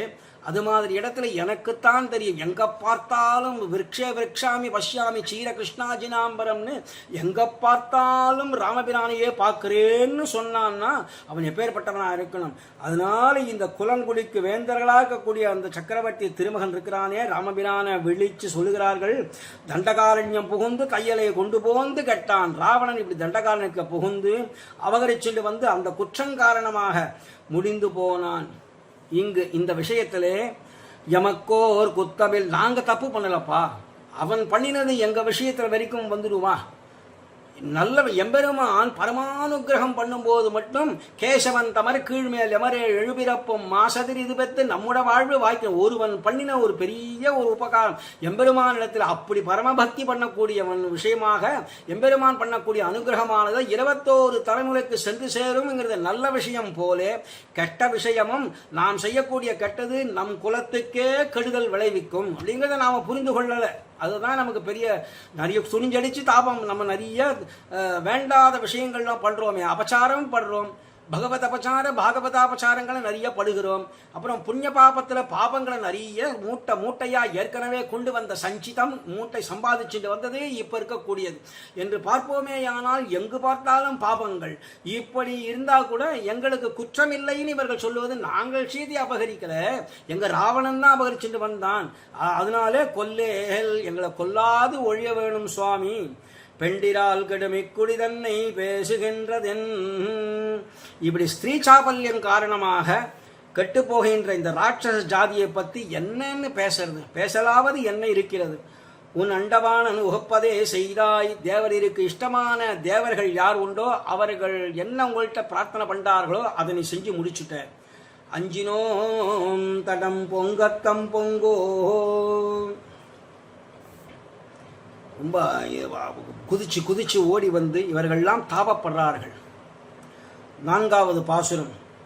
எஞ்சலில் இலங்கைக்கிரை எங்கோன் தன்னை முன்பணிந்து எங்கள் கண்முகப்பே, நஞ்சுதான் அறக்கரு குடிக்கென்னு நங்கையை அவன் தம்பியே சொன்னான். விஞ்சை வானவர் வேண்டித்தே பட்டோம் வேறுவாறு பொழில் மாமயிலன்னா, அஞ்சலோதியை கொண்டு நடமின் அஞ்சினோம் தடம் பொங்கத்தம் பொங்கோ. எஞ்சலில் இலங்கை கிரை ஒரு குறைவும் இல்லாதவனாக இந்த லங்காபுரிக்கு அரசனாக, இறைனா அரசன் இந்த இடத்துல, அவனுக்கு அப்படி ஒரு செல்வம் இருந்தது. அந்த நாட்டை ஆண்டு கொண்டிருந்த தன் ஒன்றுவிட்ட சகோதரனாக இருக்கக்கூடிய குபேரனையும் தண்டிச்சு இவன் இவ்விடத்துல அந்த ராஜ்யத்தை பத்திட்டான்.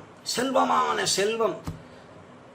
குபேரன் கூட தோத்து போயிடும்படியாக தன்னிடத்தில் இருக்கக்கூடிய எல்லா விதமான நிதியை கூட, சங்க நிதி, பத்ம நிதி போன்ற நிதிகள்லாம் கூட இழந்துட்டான் போல் இருக்கு. அப்படி ஒரு செல்வங்களை கொண்டு ராவணன் வச்சிருந்து அப்படி வாழ்ந்துட்டு இருக்கிறான். அவனுடைய வாழ்ச்சி அப்படி. அந்த இறை அரசன், லங்காபுரிக்கே அரசனாக இருந்தவன் எங்கோன் தன்னை எங்களுக்கு தலைவனாக இருக்கிற ராவணன் நோக்கி முன்பு ஒரு கால் எம் கண்கள் கண்முகப்பே, எங்கள் கண்ணெதிரிலே அவன் தம்பியே அவனுக்கு தம்பியான விபீஷணாழ்வான் பணிந்து வினயத்தோட சில விஷயங்களை கைகூப்பி நின்று நங்கையை அரகுருவிக்கு நஞ்சுதான் என்று சொன்னான். அதை ஏற்கனவே நம்முடைய சுந்தரகாண்டத்தில் பார்க்கும் பொழுது, அப்பொழுதே சிறிய திருவடி ராவணனுக்கு உபதேசம் பண்ற காலத்திலே இவள் பத்ரகாளி, காலராத்திரி தாம் வித்தி, எவளை நீ கொண்டு வச்சிருக்கோ அவளை காலராத்திரி பத்ரகாளின்னு தெரிஞ்சுக்கோன்னு அவர் அக்னியான அக்னின்னு சொல்லிட்டு போயிட்டார். அதை இப்போ சொல்றார் விபீஷணாழ்வானும் எடுத்து சொல்லும் பொழுது, அவள் சர்ப்பம்டா, அப்படி பஞ்சாங்குழி பஞ்ச சிரோதிகாயா என்று சொல்லும்படியாக பஞ்சாங்குழி, இப்படி 5 அங்குலியும் விரல்களையும் எடுத்து வச்சா இப்படி பாம்பு ஆடுறது போல இருக்கு இல்லையா, அவள் சர்ப்பம்டா அவள் என்று பலவிதமான விஷயங்களை எடுத்து சொல்லி கடைசியில ரொம்ப அப்பாப்பா ரொம்ப தாபப்படாதரா, நீ ஏதோ மனசு நம்ம குடும்பமும் கொஞ்சம் கொடுத்தனும் சௌக்கியமா இருக்கணுமானா கொண்டு போய் சீதா பிராட்டியார கொடுத்துடு, பிரதீயதாம் தாசரதாய மைதிலி என்று கொண்டு கொடுத்துடுன்ற, பிரதீயதாம் தாசரதிக்கு கொண்டு போய் அந்த மைத்திரியை கொடு. தியஜஸ்வ கோபம் சுகதர்ம நாசனம் பஜஸ்வ தர்மம் ரதிகீர்த்தி வர்தனம் பிரசீத ஜீவேம சபுத்திர பாந்தவாஹ பிரதீயதாம் தாசரதாய மைதிலி. பிரதீயதாம் தாசரதாய மைத்திலி, அந்த மைத்திலியை கொண்டு போய் தாசரத்தை கொண்டு கொடுத்துட்டானா நம் குலம் கோத்திரம் எல்லாம் சௌக்கியமா வாழ்வோம். இல்லைன்னா நீ அப்பேறுபட்டவன் அழிஞ்சே போயிடுவாய், நம் குலமே அழிஞ்சு போயிடும், ஜாக்கிரதைன்னு சொல்லித்தான் அன்னைக்கு நாங்கள் பார்த்துட்டு இருந்தோம். எங்கள் சாட்சி மாத்திரமா அவனுடைய தம்பி இனிமையான வார்த்தைகளாலே சொன்னான் அப்படின்னு சொல்றாருங்க.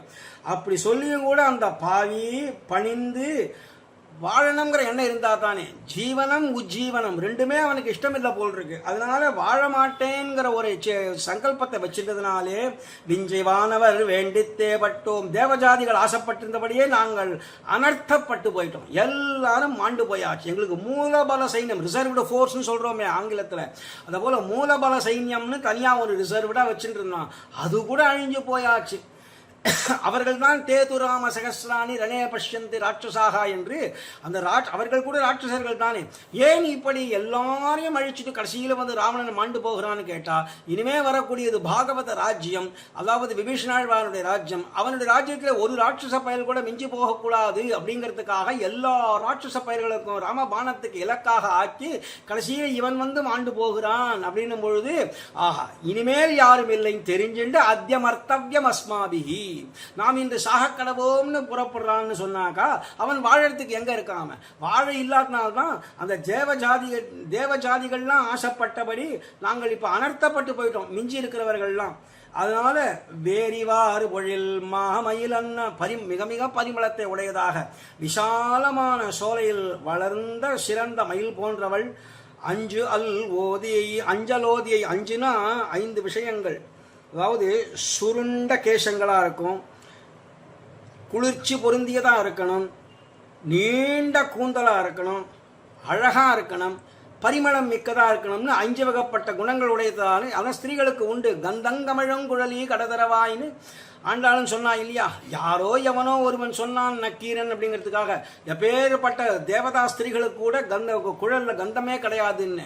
ஆனா ஆழ்வார்களும் பாடுகிறார்கள், ஆண்டாளும் பாடிட்டாங்க. ஆண்டாளும் அந்த ஆழ்வார் கோஷ்டியா இருந்தாலும் தனித்து ஒரு விசேஷமா இருப்பதனாலே அவள் சாட்சாத்தாக அவளே கந்தங்கமழும் குழலி என்றுதான் அழைச்சிருக்கிறாள். இங்க அதாவது காஷாயசோபி கமனீய சிகா நிவேஷம் உடையவருக்கு சாதிக்கும் பொழுது அப்பேற்பட்ட குழற்கற்றைகள் உடையவர், கந்தம் உடையவராக இருந்தார் அவர். அப்பேற்பட்ட சுருண்டு இருக்கணும், அப்பேற்பட்ட குளிர்ச்சி புரிந்ததாக இருக்கணும், அழகு உடையதாக இருக்கணும், பரிமள கந்தம் வீசும்படியாக இருக்கணும், நீண்ட கூந்தலாக இருக்கணும் என்று இது கூந்தலுக்கே ஒரு விஷயம். அதனால் 5 அல் ஓதியை அப்படின்னு.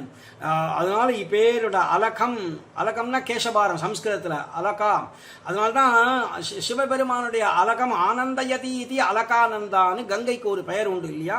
அந்த 5 அல் ஓதியை அப்பேற்பட்ட போற்றத்தக்கதா ராத்திரி போன்று இருக்கக்கூடிய கருமையான கூந்தலை உடையவளான பிராட்டியை கொண்டு நடமின். கொண்டு போங்கள் சுவாமி, இனிமே எல்லாம் முடிஞ்சு போச்சு, இனிமே என்ன இருக்கு? தேவரீர் பிராட்டியை சேர்த்து கொண்டு இனிமே பட்டாபிஷேகம் செய்ய வேண்டியதுதான் காரியம். அதனால நாங்கள் பயப்படுகின்றோம், எங்களிடத்துல ஒன்றும் செய்ய வேண்டாம், பிராட்டியை அழைத்து கொண்டு செல்ல வேணும் என்று நாங்கள் பிரார்த்திக்கிறோம் சொல்ற. அஞ்சினோம் தடம் பொங்கத்தம் பொங்கோ என்று ரொம்ப ஆச்சரியமா தெரிவிக்கிறார் இந்த இடத்துல.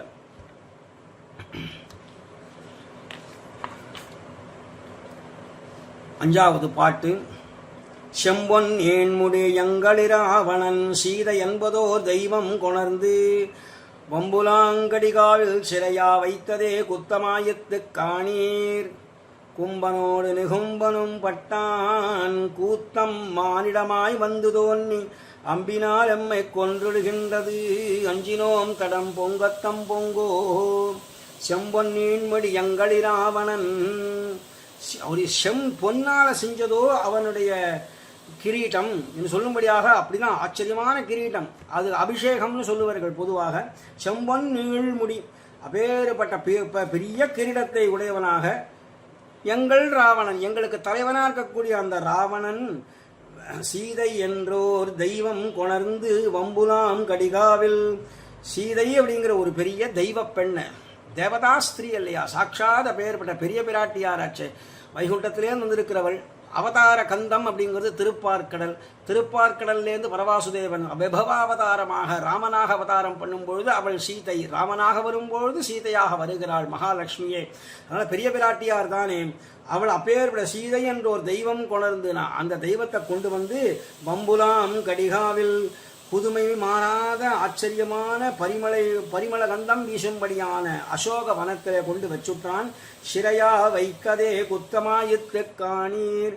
சிறையில் பாம்படி வைத்திருந்தது இதுதானே அபராதமாக தலை கட்டித்து. இது அபராதமாக போயிடுத்தே சுவாமி. கும்பனோடு நிகும்பனும் பட்டான். அதாவது இப்ப இந்த அதே நிமித்தமாக சீதையை கொண்டு வச்சுட்டான்கிற அந்த நிமித்தமாக கும்பன் நிகும்பன் எல்லாரும் மாண்டொழிந்தனர். இவர்கள் ஏற்கனவே பல பேர் மாண்டொழிந்து விட்டார்கள். அதாவது சுந்தரகாண்டத்தில் பார்க்கும்போது ஏற்கனவே சிறிய திருப்படி அக்ஷகுமாரன் பஞ்சசேனாபதிகள் என்று பல பேர் சம்ஹாரம் பண்ணிட்டான். இப்பொழுது கும்பன் நிகும்பன் என பெரிய பெரிய பல பராக்கிரம் உடையவர்கள் போல் இருக்கு ராவணனுடைய கோஷ்டியில. அதனால் அவர்களை முக்கியமாக விசேஷமாக சொல்லி கும்பனோடு நிகும்பனும் பட்டான். அந்த கும்பன் நிகும்பன் கும்போதரன் கும்பகர்ணன் எல்லாரும் மாண்டு போய்விட்டார்கள், மாண்டொழிந்தனர். கூற்றம் அப்படின்னாக்கா இந்த கூறாக்குற உடலையும் ஆத்மாவையும் தனித்தனி கூறாக்கிறதுனாலே யம தர்மராஜனுக்கு கூற்றன்னு பெயர். அந்த யம தர்மராஜன் இப்பொழுது கைகட்டி வாய்ப்பொத்தி இருப்பதனாலே இப்போ சக்கரவர்த்தி திருமகன்ற பெயரில் அதே யம தர்மராஜன் தான் வந்து இப்பொழுது ராவணனை சம்ஹாரம் பண்ணினானோ என்று சொல்லும்படியாக கூற்றம் மானிடமாய் வந்து தோன்னி. ராவணன் கையில் முன்பு தோற்றிருந்த யமனானவன் மானிடமாக வந்து, அதாவது மனுஷ வேஷத்தை பூண்டு கொண்டு வந்து இங்கனே வந்து தோன்றி எம்மை அம்பினால் கொன்றிடுகின்றது. அஞ்சினோம் தடம் பொங்கத்தம் பொங்கு. எங்களை பானத்தால் கொல்லுகின்றானே, ஐயோ எங்களையும் சம்ஹாரம் பண்ணுவான் போட்டிருக்கே சுவாமி காப்பாற்றணும்னு இப்போ ஒரு தாற்காலிகமான சரணாகதி பண்றார்கள். அஞ்சினோம் தடம் பொங்கத்தம் பொங்கோ. கூற்றம் மானிடமாய் வந்து ராவணன் நெடுநாள் தபசு பண்ணி அதனுடைய வரப்பிரசாதங்கள்லாம் பெற்றுண்டு மானிடரை ஒரு பொருளாகவே மதிக்காம, அதான் ஆரம்பத்தில் சொன்னேன் நரன் வானரன், இந்த 2 பேர் அவன் மதிக்காததுனாலே அவர்களை தவிர்த்து மற்ற யாராலும் தனக்கு சாவு வரக்கூடாது, நேரிடாமை, சாவு என்பது நேரிடாமை அப்படிங்கிறத வேண்டினான். அதனால அவன் உபேட்சித்த மானிடத்தில் திருமால் வந்தார். அந்த திருமாலை பார்த்துட்டு இப்ப சொல்கிறார்கள், கூற்றம்தான் இப்படி மானுஷ ரூபத்துல வந்துடுத்தோ. கூத்தம்ங்கிறது யமன்.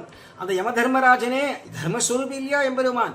யமன் தனி வேலை அவனுக்கு கொடுத்திருந்தா கூட அவனாலே ஒன்றும் பண்ண முடியாம கைகட்டி வாய்ப்பொத்தி நிற்கிறான். அவனுடைய மனைவிமார்கள், அவனுடைய சேனாதிபதிகள், அவனுக்கு என்னென்ன உண்டோ யம தர்மராஜனுக்கு, அவர்கள் எல்லாரும் கைகட்டி இருக்கும் பொழுது இப்போ அந்த யம தர்மராஜன் வடிவத்திலே அந்த விஷயத்திலே மனுஷ ரூபமாக கொண்டு வந்தானே எம்பெருமான்.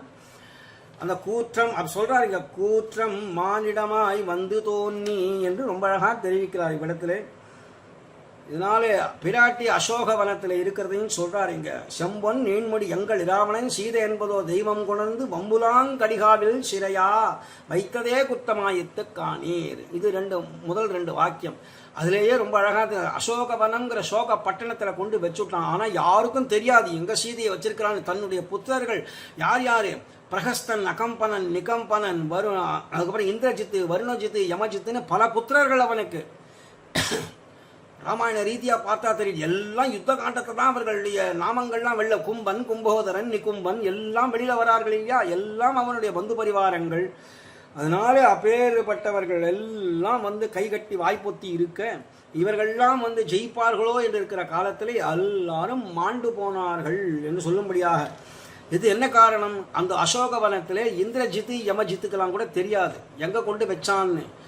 அப்படி ரகசியமா வச்சிருக்கிறான். இந்த சண்டை நடந்தது கூட சுந்தரகாண்டத்தில் பார்த்தா சிறிய திருவடிக்கும் இந்திரஜித்து கடைசியில் அவன் தான் வந்து என்ன பண்ணான், பிரம்மாஸ்திர பிரயோகம் பண்ணி அவரை கட்டி அழைச்சிட்டு போற காலத்தில் மற்ற ராட்சசர்கள்லாம் சணல் கயிறு கொண்டு வந்தார்கள். பிரம்மாஸ்திரம் தன்னடவே விட்டு போயிடுச்சு. அது தானே போயிடுத்து. ஒருவும் சணல் கயிறு தான் கட்டி எடுத்துட்டு அழைச்சிட்டு வந்தார்கள். அது கட்டுப்பட்டு வந்தார். காரணம் என்னன்னு கேட்டால், ராவணனை பார்த்து பேசணும், சிறிய காரியம் பெரிய மகத்தான காரியம் செய்யணும். மகத்தான காரியம் இந்த இடத்துல சீதா பிராட்டியாரை பார்த்து பேசியாச்சு. அப்புறம் நித்தியப்படி காரியம் என்னன்னு கேட்டால், யார் அங்கே அரசனாக இருக்கணும் அவனை பார்க்கணுங்கிறதான் இவன் பெரிய அந்த நோக்கத்தோடு தானே வந்திருக்கிறார். இப்போ சிறிய திருவடி அவனை பார்த்து உபதேசம் பண்ணுவோம்ங்கும் பொழுது சண்டை போட்டு ஒவ்வொருத்தரையா சம்மாரம் பண்ணி என்ன பிரயோஜனம். அதனால கீழே விழுந்தது போல விழுந்தாரே தவிர இந்த சணல்கை பிரம்மாஸ்திரம் கூட ஒன்றும் பண்ணாதுன்னு சிறிய திருவடிக்கு அப்பேற்பட்ட ஒரு அனுகிரகம், பரமானுகிரகம் இருக்கும் பொழுது இப்போ இந்த இவன் போட்ட அதாவது பிரம்மாஸ்திரம் அப்படிங்கிறதுக்கு பிரம்மாவுக்கு கட்டுப்பட்டு கீழே இருக்கிறார் அவ்வளவு தானே தவிர தோல்வி அடைந்து கீழே விழுந்துடல. அதுக்கப்புறம் சணல் கயிறை கட்டி போகும்போது ரொம்ப கம்பீரமாத்தான் போகிறார். போய் உள்ள போய் பேசுறார், இப்படி வேண்டாத பத்ரகாளியை கொண்டு வச்சுட்டியே அப்படின்லாம் பேசுறார். அதனால அந்த லங்காபுரியிலே சுந்தரகாண்டத்திலேயே தெரிகிறது நமக்கு. இப்படி அதாவது அந்த ராவணனுக்கு மட்டும்தான் தெரியுமே தவிர தன்னுடைய புத்திரர்களுக்கோ பந்து பரிவாரங்களுக்கோ சீதா பிராட்டியார் இருக்கிற இடத்தை காட்டியே கொடுக்கல. ஒரே ஒரு சமயம் தமுக்கடிச்சு சீதையை பார்க்க வரும்பொழுது அப்பொழுதுதான் சில விஷயம், தானியமாலினி அப்படின்னு ஒரு மனைவி அவனுக்கு, அவளை மட்டும் அழைத்து கொண்டு வந்தான். இன்னும் சில ராட்சசர்கள் சேனாபதிகள் போல வந்தார்கள். அவர்களை தவிர வேற யாருக்குமே சீதை எங்க இருக்கிறாள் அவளை மாத்தி மாத்தி கூட கொண்டு வச்சுடுவான் போல் இருக்கு. அப்படி காட்டினார் அசோகவனத்தை. அந்த அசோகவனத்தில் கொண்டு வச்சதே காரணமாக ராவணன் மாண்டு போனான், எங்களையும் கொல்லேல் என்று இவர்கள்லாம் பிரார்த்தனா ரூபமாக எம்பெருமானுக்கு வந்து அவனுடைய எம்பெருமானுடைய ஜெய கோஷத்தை பண்ணி, அதே சந்தர்ப்பத்தில் இப்படி இவர்கள் தோல்வியை ஒப்புக்கொண்டு அஞ்சினோம், நாங்களாம் பயப்படுகின்றோம், எங்களை ஒன்றும் செய்து விடாதே, தடம் பொங்கத்தம் பொங்கோ கூத்தாடுகிறார்கள். அவனுடைய ஜெயத்தை சொல்லி சொல்லி கூத்தாடுகிறார்கள். ஆறாவது பாட்டு. ஓதமா கடலை கடந்தேறி உயர்கொள் மா கடிகாவை இருத்து காதல் மக்களும் சுற்றமும் கொண்டு கடியிலங்கை மலங்க வெறித்து தூது வந்த குரங்குக்கே உங்கள் தோன்றல் தேவியை விட்டு கொடாதே ஆதர் நின்று படுகிறதந்தோ அஞ்சினோம் தடம் பொங்கத்தம் பொங்கோ. ஓதமா கடை பெரிய அலைகள் மேலே மேலே வேறு ஒரு அலை வரும், மேலே ஒரு அலை, மேலே ஒரு அலைன்னு அலைகள் மேலே அலைகள் மோதும்படியான கடலை, பெரிய கடலை தாண்டி அப்படி சமுத்திரத்தையே தாண்டி மகேந்திர பர்வதத்தில் ஏறி அங்கேருந்து வராரவர். ஜாம்பவான் தான் காட்டி கொடுக்கிறார். அங்கதன் தலைமையில் வந்திருக்க, அங்கே தான் யுவராஜன். இப்போ அவன் தலைமையில் வந்து ஜாம்பவான் பெரியவர், அவர் தான் பிரம்மாவனுடைய அம்சமாச்சு, அவர் கூட வந்திருக்கிறார். ஆனால் யாருமே வந்து கேட்குறார், இவர் ஒவ்வொருத்தரையா கேட்குறார், நல்லா நீ இந்த சமுத்திரத்தை தாண்டுவியா அப்படின்னு கேட்டால், நான் ஒரு 10 யோஜனை தூரம் தான் சுவாமி, சதயோஜன விஸ்தீர்ணமான அந்த இதை, ஒரு யோஜனை அப்படிங்கிறது 13 மைலோ 17 மைலோ சொல்லுகிறார்கள் கணக்கில். அந்த அளவுக்கு நீண்டது. அப்போ 100 யோஜனைன்னா அத்தனை கணக்கு பண்ணிக்கணும். அவ்வளவு தூரம் அகலமாக இருக்கக்கூடிய அந்த சமுத்திரம், இங்கிருந்து அங்கே செல்ல வேணும், அதாவது பாரத தேசத்திலேருந்து லங்காபுரிக்கு செல்ல வேணும் அப்படின்னாக்கா ஆகாச மார்க்கமாக போனால் சீக்கிரம் போயிடலாம். ஆனால் தாண்டி முடியுமான்னு கேட்டால் நலன் 10 யோஜனை தூரம் தான் தாண்டுவேன், அதுக்கப்புறம் மேற்கொண்டு 20 யோஜனை தூரம் தாண்டுவேன் நான் நீலன், 30 யோஜனை தூரம் தாண்டுவேன் அப்படின்னு நான் திவிதன் மைந்தன் பனசன் ஒவ்வொருத்தரும் ஒவ்வொன்று சொல்லுகிறார்கள். கடைசியில் அங்கதனை கேட்டார், நான் 100 யோஜனை விஸ்தீர்ணம் தாண்டிடுவேன், திருப்பி வர தெரியாது. அபிமன்யு யுத்தத்தில் பட்ட மாதிரி உள்ள பிரவேசித்து பேதிச்சுட்டு போக தெரியும், மறுபடியும் வெளியில் வர தெரியாதுன்னா என்ன பண்ண பிரயோஜனம்? அவர்கள் மேற்கொண்டு 5 பேர் சேர்ந்து அவனை சம்ஹாரம் பண்ணினார்களே, அதுதான் சக்கரவியூகத்திலே அவன் மாட்டிக்கொண்ட விதம். அதுபோல் அங்கதன் சொல்கிறான், எனக்கு போக தெரியும், திருப்பி வர தெரியாது. அப்படியானால் உங்கள் எல்லோருக்கும் நான் ஒருவனை காட்டுகிறேன் என்று சிறிய திருவடியை காட்டி, சுவாமின்னு தேவரீர் அன்றைக்கே பிறந்த நாள் அன்றைக்கே சாட்சாத்தாக சூரியனையே பிடிச்சு மாம்பழம் நினைத்து கொண்டு பிடிச்சு கிட்டையே போனீரே, உண்மை ஒன்றும் பண்ண முடியாது இருந்தது. அப்பொழுது இந்திரன் வந்து வாயிலை அடித்ததுனாலே ஹனுமான் அப்படின்னு பேர் வந்தது. அந்த ஹனு வீங்கி போச்சு, ஹனுனா தாடை, அது வீங்கிறதுனாலே ஹனுமான்னு பேர் வந்ததே. அதன் பிறகு வாயு கேள்விப்பட்டு இந்திரன் அடிச்சானதுமே வாயு அப்படியே வாயு ஸ்தம்பனம் பண்ண பல பேர் மாண்டு போனதுமே பிரம்மா வந்து அப்படி ஆகக்கூடாதுன்னு சொல்லி அவருக்கு வரம் கொடுத்தார். ஒவ்வொரு தேவர்கள் இருக்கக்கூடியவர்கள் ஒவ்வொருத்தரும் தன் பட்சத்திற்கு எல்லாரும் அனுகிரகம் பண்றார்கள். பிரம்மா வந்து நேர வரம், எந்த பிரம்மாஸ்திரம் கூட உன்னை ஒன்றும் பண்ணாது என்று சொன்ன பிறகுதான் வாயுவையே விட்டார், வெளியில விட்டார். ஏன்னா அவருடைய குமாரன் நினைச்சது வாயுவே தான். அதாவது இதெல்லாம் வந்து ஔபச்சாரிகமான வார்த்தை, வாயு புத்திரன் அப்படின்றதெல்லாம், இந்திரபுத்திரன் வாயு புத்திரன் சொல்றதெல்லாம். இப்பொழுது இந்த வாயுவே தன் அடக்கி கொண்டு இருந்ததுனாலே பூலோகம் அனர்த்தப்பட்டது. அவருக்கு பரம அனுகிரகம் பண்ணினார்கள். அப்பேற்பட்டவனாச்சே சுவாமின்னு தேவரீர் தான் இதை தாண்டனது, கவலைப்பட வேண்டிய அவசியமில்லை என்று சொல்லி எம்பெருமானாலே நியமிக்கப்பட்ட வந்த ஆச்சாரியன் இவர். கையில் கலையாழி மோதிரத்தை கொடுத்து சீதையை பார்னவர் எம்பெருமானாலே நியமிக்கப்பட்ட வந்தவர்கள். மற்ற உலகத்திலேயே பொதுவாக குருமார்கள் அப்படின்னு தானே புறப்பட்டு வரார்களே, அவர்கள்லாம் அறகுறையா தாண்டின குருமார்கள். அவர்கள்லாம் குருன்னு சொல்ல முடியாது, ஆச்சாரியன்னு சொல்ல முடியாது. ஆச்சாரியன்னா அந்த பரம்பரையில் வந்திருக்கணும், குரு பரம்பரையில் வந்தவனா இருக்கணும்.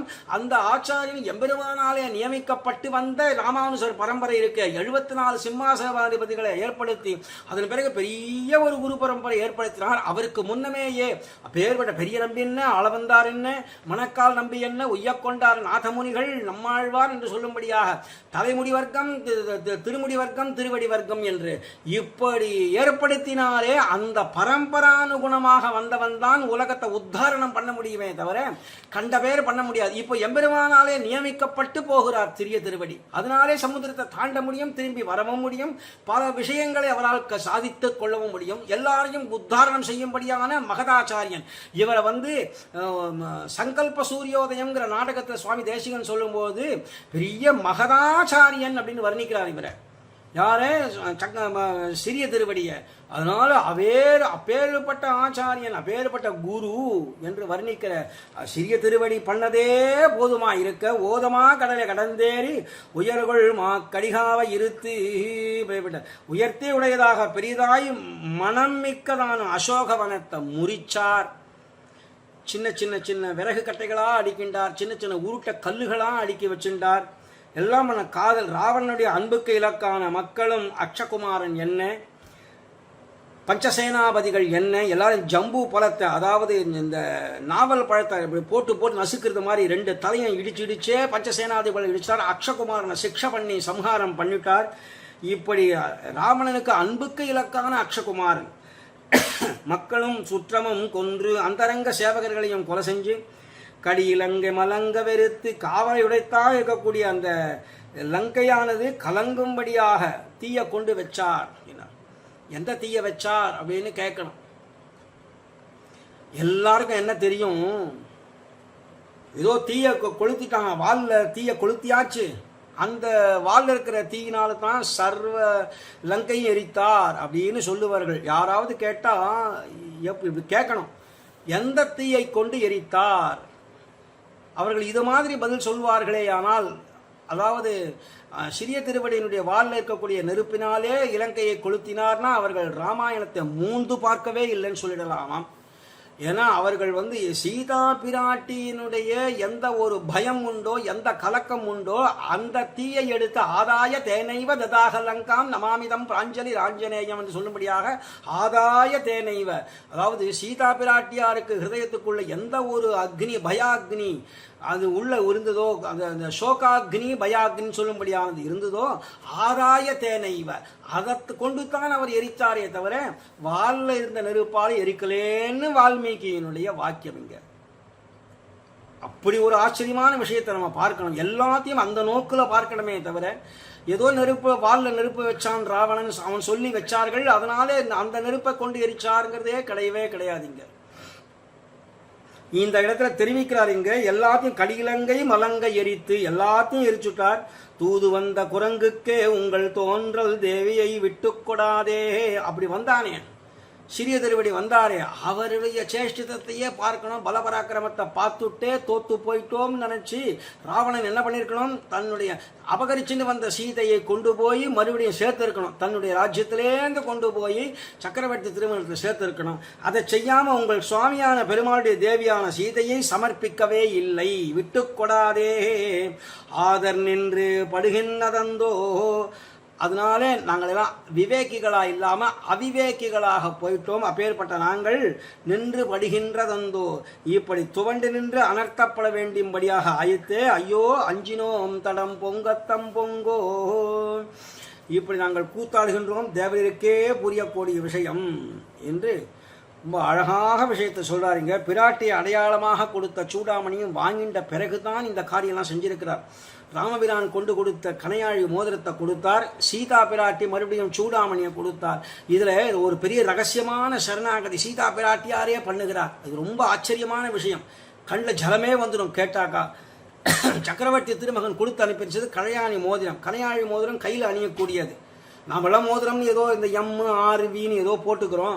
ராமபிரானுடைய மோதிரத்திலே ராமன் பதிச்சிருக்கு. ஏன்னா இன்னார்கிட்டேருந்து வந்ததுன்னு தெரிகிறதுக்கா இல்லை, ராமன் நாமம் ராமபிரானையும் காப்பாற்றுங்கிறது தான் சுந்தரகாண்டத்தினுடைய சாராம்சமான விஷயம். அப்படி கனையாழி மோதிரத்தை கொடுத்தார். சீதை கொடுத்து அனுப்பிச்சது தலையில் அணியக்கூடிய சூடாமணி. அப்ப எம்பெருமான் நான் இருக்கிறேன் கவலைப்படாதேன்னு இந்த கனையாழி மோதிரம் கையில் அணியக்கூடிய விஷயத்தை கொடுத்ததன் மூலமாக நான் அபயப்பிரதானம் பண்ணினார் பெருமாள். பயப்படாதே நான் இருக்கிறேன் அபயப்பிரதானம் பண்ணினதாகவும் அந்த அபயப்பிரதான எம்பெருமானுடைய அனுகிரகத்தை ஏத்துக்கணும் இல்லையா.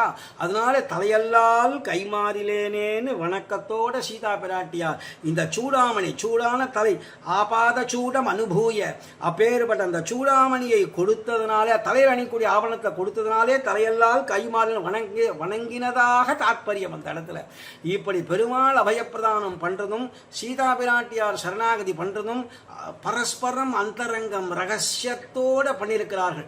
ஒரு கால் சிறிய திருவடிக்கு கூட இது இந்த அர்த்தம் தெரிஞ்சிருக்குமோ தெரியாதோ, ஆனால் சீதா பிராட்டியாரும் பெருமாளும் தனியா ஆச்சரியமான ஒரு ரகசியத்தை பேசி கொண்டார்களே. இதை எங்க போய் சொல்றதுன்னு தெரியல. அப்படி இருக்கக்கூடிய அந்த பிராட்டி அடையாளமாக கொடுத்த சூடாமணியை வாங்கின்ற பிறகுதான் ராவணத்தில் பேச புகுகிறார். அதை ரொம்ப ஜாகிரதையாக பத்திரப்படுத்தி வச்சுட்டு தான் அவர் ராவணத்தில் பேச போகிறார் சிறிய திருவடி. இப்படி ஆச்சரியமான ஒரு விஷயங்கள் ராமாயணம். அது எல்லாத்தையும் இங்கே தெரிவிக்கிறார்கள், விதவிதமாக தெரிவிக்கிறார் திருமங்கை மன்னன். நாழவென்னே மூக்கி முன் நீரையஞ்ஞான் தகைந்ததே கண்டு வஞ்சி நுண்மருங்குல் மாழமான் மடநோக்கியை விட்டு வாழகில்லா மதியின் மனத்தானை ஏழையை இலங்கை கிரை தன்னை எங்களை ஒழிய கொலையவனை குழுமா நினை மாமணி வண்ணா சொல்லினோம் தடம் பொங்கத்தம் பொங்கோ. அஞ்சினோம் சொல்லினோம். நாழவென்று முன்னீரையஞ்ஞான்னு மாமணி வண்ணா அப்பேற்பட்ட நீலரமாக இருக்கக்கூடிய நீலமேக சியாமலன்னு சொல்லும்படியாக நீலமேக வண்ணா பெருமானே நாழமின்றி காலதாமதம் ஒரு நாழிகை கூட மிச்சப்படலை. அவ்வளவு காலதாமதமே இல்லாமல் உடனே வந்துவிட்டான் எம்பெருமான். காலதாமதம் இல்லாமல் கடலை அணை கட்டி, அதாவது குரங்குகள் மலையை நோக்க குளித்து தாம் புரண்டிட்டோடி தரங்க நீர் அடை கொடுத்த சலமிலா அணிலம் போலேன்னு அணில் பாகவதர்கள்லாம் கூட கைங்கரியம் பண்ணும்படியாக சொல்றாரு. இதே அது தொண்டரெடுப்படியாழ்வார் தெரிவிச்சார் இல்லையா தன்னுடைய திருமாலையில். அதை போல எல்லாரும் கைங்கரியம் பண்ணி சீக்கிரம் அவகாசம் ரொம்ப இல்லைங்கிறதுனாலே கிடுகிடுகிடுன்னு அணைய கட்டும்படியாக அந்த குரங்குகளுக்கெல்லாம் எம்பெருமான் கொடுத்தான். நலன் விஸ்வகர்மாவா இருப்பதனாலே அந்த அணை கட்டுறதுலாம் எப்படின்னு தெரியும். நான் நூல் கட்டின்ண்டே போறேன், நீங்கள்லாம் வந்து நீங்க உடனே வந்து எல்லாம் கல் அடிக்கணும். நான் வந்து நூல் வச்சு பாலத்தை போட்டுட்டே வருவேன், நீ கல்லடி.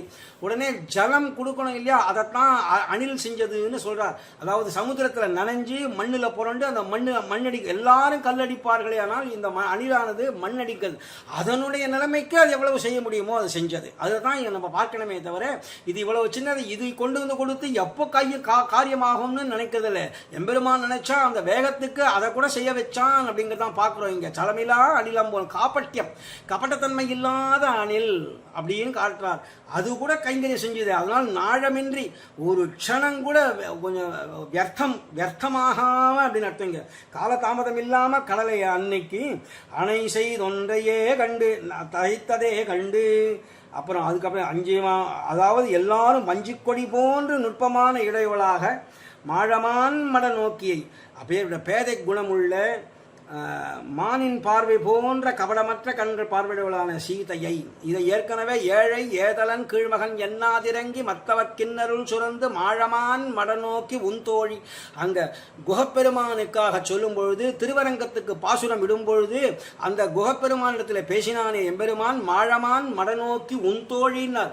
மாழ மான் மட நோக்கி மான் மருண்ட பார்வை பார்க்கும். அப்படி பார்க்கறதே ஏன்னா அதுக்கு பயம் அதிகம். வெளியில புறப்பட்டா நாய் கூட கடிச்சிடும். அதனால அது எல்லாரும் அதுக்கு எதிரி. அதனால வந்து இது பயந்து தான் வரும். அதுபோல சீதா பிராட்டி என்ன இருந்தாலும் படிதாண்டா பத்னியா இருந்தா கூட வெளியில ஸ்திரீனி புறப்பட்டு வந்திருக்கிறாளே, அதனாலே மாழமான் மடநோக்கின்னு விட்டார். மேலும் அவள் பார்க்கிற பார்வை ஆச்சரியமா இருக்கு. என்னடா சக்கரவர்த்தி திருமகனுடைய அழகு எங்க, இந்த குகன் கரடு மரடான சரீரம் உடையவனான குகன் எங்க, இவருடைய குலம் எங்க, அவனுடைய குலம் கோத்திரம் எங்க என்றெல்லாம் பார்த்து ஒரு மருண்ட பார்வை பார்க்கிறார். இவனுடைய அனுகிரகத்துக்கு இலக்கா அந்த குகன் அப்படின்னு பார்க்கிறாளாம் பிராட்டி. ஆனா பெருமாள் சொல்லும் போது மாழமான் மடநோக்கி உன் தோழின்னு விட்டார். என் மனைவின்னு சொல்லல, இலக்குமணனுடைய மதினின்னு சொல்லல, மன்னின்னு சொல்லல, அதோட ஜனகராஜகுமாரின்னு சொல்லல, தசரதனுக்கு பிடித்தமான ஒரு நாட்டு பெண் சொல்லல, கௌசல்யைக்கு பிரியமானவள்னு சொல்லல, என் மனைவின்னு கூட சொல்லல, உன் தோழிங்கிறார் இந்த இடத்துல. அதனால மகாலட்சுமி கடாட்சம் அவனுக்கு கிடைக்கட்டும். இதனால் வரையும் கிடைக்காம இருந்தது, கிடைக்கட்டும்ங்கிறதுனாலே நாம யாராவது வெளியில வந்தா மனுஷர்கள் நம்முடைய மனைவியை இப்படி பரிச்சயம் பண்ணி வைப்போமா? ஆனா பெருமாளா இருப்பதனாலே சர்வ சுலபமாக உன் தோழி அப்படிங்கிறார். அதாவது மகாலட்சுமி கடாட்சம் அவனுக்கு கிடைக்கணுங்கிறதுனால சீதே அவன் பார்ப்பனோ இல்லையோ நீ நன்றாக பார் அப்படிங்கிற அர்த்தத்தினால இந்த தோழிங்கிறது சீதைக்கும் தான் பொருந்தும் அந்த வார்த்தை. அப்படி சொல்லி கொண்டு போனாரே அந்த மாழமான் மட நோக்கியானவள் அப்பேவிட சீதையை அப்பேவிட தேவரீர் சந்நிதியிலே சமர்ப்பித்து விட்டு சமர்ப்பிச்சுட்டு வாழகில்லா மதியில் மனத்தானே உங்ககிட்ட கொண்டு கொடுத்துருக்கணும்பா. ஏற்கனவே விபீஷணன் வேற சொல்லிட்டு போயிட்டான். தியஜஸ்வ கோபம் சுகதர்ம நாசனம் பஜஸ்வ தர்மம் ரதிகீர்த்தி வர்தனம் பிரசீத ஜீவேம சபுத்திர பாந்தவாகா. நம்முடைய குலம் கோத்திரம் கொஞ்சம் குடித்தனம் சௌக்கியமா இருக்கணுமானா சீதையை கொண்டு கொடு. பிரதீயதாம் தாசரதாய மைத்திரி. இப்போ ஆரம்பத்தில் சொன்னேன் இல்லையா, அதே ஸ்லோகத்தை இப்போ ஞாபகப்படுத்திட்டோமேயானா வாழ்வதற்கு பிராப்தியமா இருக்க அவளை கொண்டு கொடுக்க வேண்டி இருக்க. ஆனா மதியில் மனத்தானே மதிகட்ட அந்த ராவணன் ஏழையை இலங்கைக்கு இறை தன்னை அவனை தகாத விஷயத்துல நசை கொண்டு இருக்கிறான். பாத்தியா இவனை என்னன்னு சொல்றது? நசை கொண்டவனுமான இலங்கைக்கு இறை தன்னை அவனை அந்த ராவணனை எங்களை எங்களை தவிர்த்து கொள்ள வேணும். என்ன சுவாமி ஏற்கனவே மாண்டு போனான்னு முதல் பாசுரத்திலே சொல்லியாச்சு, இப்போ கொல்ல வேணும்னு மறுபடியும் சொல்றார்களே. அவனை மட்டும் கொல்லு, எங்களை ஒழிய எங்களை தவிர்த்து அவனை கொல்லணும் அப்படின்னு சொன்னா அப்ப இன்னும் ராவணன் சாகலையா? பின்ன முதல் பாசுரம் சொன்னதாக தாற்பயம் என்னன்னு கேட்டா, இவன் இனிமே ஜீவன் சவஹா அப்படின்னு இவன் சாகப்பட தயாராயிட்டான் இவன். அதாவது இவர்கள் இந்த மேற்கொண்டு இருக்கக்கூடிய ராட்சசர்கள்லாம் ராவணன் இனிமே வந்து நடை பிணந்தான். அவன் ஏற்கனவே சாவுவதற்கு காரணமா அமைஞ்சாச்சு. நமக்கு இலங்கைக்கு அதிபதினு இருந்தா கூட அகங்காரத்தையே கேட்டு இருந்தாலும் அந்த அப்பாவி அப்பேற்பட்டவன் கொடும் பாவியா இருக்கக்கூடியவன் அப்படின்னு தெரிஞ்சிருக்கணும். இதனாலே அவனை வந்து ஒரு ஜீவித சவமாகத்தான் பார்த்தார்கள், நடைபிணமாகத்தான் பார்க்கிறார்கள். அதனால அவனை கொல்ல வேணும்னு சொல்லி குழுமா நினை அடியோங்கள் தேவரீரை சூழ்ந்து கொண்டு பிரார்த்தித்த இத்தனை திருவுள்ளம் பத்தவனம் சூழுமா நினை சூழும் ஆனினை நாங்கள் சூழ்ந்து கொண்டு உம்மை சுத்தி வந்து அஞ்சு சொல்லினோம் எங்கள் கோரிக்கையை விண்ணப்ப செய்கின்றோம். சுவாமி, ராவணன் எப்படியாவது தொலைஞ்சு போகட்டும், எங்களெல்லாம் காப்பாற்ற வேணும், சர்வ சம்ரக்ஷணம் பண்ணி அருள வேணும்னு தாத்காலிகமான சரணாகதி பண்ணுகிறார்களே, அதனால சொல்லினோம் எங்கள் கோரிக்கையை விண்ணப்பம் செய்து விட்டோம், நாங்கள்லாம் இனிமேல் உங்களை சேர்ந்தவர்கள் அப்படின்ற ஒரு சரணாகதிங்க சொல்லிவிட்டோம். அதனாலே தடம் பொங்கத்தம் பொங்கோ நாங்கள் குதிச்சு ஆடி வந்து உம்முடைய ஜெயத்வஜத்தை கொண்டாடுகிறோம் என்று சொல்லுகிறார்கள். அடுத்தது 8வது பாட்டு. மனங்கொண்டேரும் மண்டோதரி முதலா அங்கையற்கண்ணினார்கள் இருப்ப தனங்கொள் மென்முலை நோக்கமொழிந்து தஞ்சமே சில தாபதரென்னு புனங்கொள் மென்மயிலைச் சிறை வைக்க புன்மையாளன் நெஞ்சில் புகவெய்த அனங்கனன் திந்தோள் எம்பிராமக்கு அஞ்சினோம் தடம் பொங்கத்தம் பொங்கோ. மனங்கொண்டேரும் நெஞ்சை கவரும்படியான சில பேர் இருக்கிறார்கள் அங்க. அழகுடையவர்களான மண்டோதரி, அவளுக்கு இங்கே தமிழில் மண்டோதரின்னு சொல்கிறோம், பொதுவாக அவளுக்கு மந்தோதரி அப்படின்னு சமஸ்கிருத வார்த்தை. மந்தம் உதரம் யஸ்யாஹாசா மந்தோதரி. மந்தமான உதரம், அப்படியே அந்த நரிக்கெல்லாம் இருக்கும் பார்த்தீங்களா, அந்த ஓநாய்க்கு நரிக்கலாம் அப்படி உள்ள ஒடுங்கினாப்புல விசால எம்பெருமானுக்கே அப்படித்தான் விசால வக்ஷஸ்தலம் ஒடுங்கின வயறு. அதுபோல மந்தோதரிலாம் அப்பேற்பட்ட பத்மினி லக்ஷணம் பொருந்தியவர்கள் அவர்கள்லாம் உயர்ந்த ஜாதி. ராவணன் அவர்களெல்லாம் மனைவிமார்களாக ஆக்கி கொண்டான். அவள் அந்த மாதிரியான ஸ்திரீகள்லாம் இருக்கும் பொழுது எதற்காக சீதா பிராட்டி அபகரிச்சுட்டு வரணும்? அவளுக்கு தானியமாலினின்னு ஒரு மனைவி உண்டாச்சு. எல்லாம் அழகுனா அப்படி ஒரு அழகாக உடையவர்கள். அதனால மனங்கொண்டு ஏறும் மந்தோதரி முதலா நெஞ்சை கவரும்படியாக இருக்கக்கூடிய அந்த மண்டோரி போன்றவர்கள் அங்கையல் கண்ணினார்கள் அழகிய மீன் போன்ற கண்களை உடையவரான மனைவியர்கள் பல பேர் இருக்கிறார்கள் அவனுக்கு. இருப்ப அவர்கள் குறைவே கிடையாது. மனைவிகளுக்கு குறைவு கிடையாது. மற்றவனுக்கெல்லாம் செல்வம் குறைவு கிடையாது, உத்தியோகம் குறைவு இல்லை, உத்தியோக பிராப்தியிலையும் அவன் மேலே உன்னத ஸ்தானத்துக்கு வரத்துக்கு குறைவில்லை, வீடு என்ன எல்லாம் இருக்கு. ஆனால் மனைவிமார்கள் கூட குறைவில்லைன்னு சொல்லும்படியான ஒரு ராவணன் பெருமை வாய்ந்தவனாக இவர்கள் அந்த ராட்சசர்கள் சொல்லுகிறார்கள். அழகிய மீன் போன்ற கண்களை உடையவரான மனைவியர்கள் பலர் குறையன்று இருக்க செய்தேயும் தனங்குள் மென்முலை நோக்கமொழிந்து தனக்கு செல்வமாயிருக்கின்ற அவர்களுடைய அழகிய முலைகளிலே கண் செலுத்தாமல், அதாவது அவர்களுடைய திருமேனியிலே கண் செலுத்தாமல் சில தாபதர் தஞ்சமே என்று இப்பிராட்டிக்காக பரிந்து வரக்கூடியவர்கள் சில காட்டாள்கள் தானே. அவர்கள் சரக்கோ என்று அவலீலையாக நினைச்சுட்டான். இவெல்லாம் என்ன ஒரு சாதாரண காட்டாள், குரங்கோட வந்திருக்கிறானா, ஏதோ ஒரு மனுஷன் கையில் ஒரு வில்லு வச்சுட்டு இருக்கிறானா, எங்கிட்ட இருக்கிற இல்லாத ஆயுதமா அப்படின்னு ஒரு இவன்லாம் எனக்கு ஒரு சரக்கா அப்படின்னு சரக்காளாக நினைச்சுடாம இருந்தான். இந்த இடத்துல ஒரு ரகசியம் நம்ம பார்க்க வேண்டியிருக்கு. இங்க ஸ்திரீகளை பற்றி சொல்லி அவர்கள் முலையிலே இவன் அழகிய முலைகளில் கண் செலுத்தாமல் இருக்கான்னு ஒரு வார்த்தையை சொன்னார். இங்கே முலைத்தலங்கள் அப்படிங்கிற உபனிஷத் பாகங்கள் வேதத்தில்.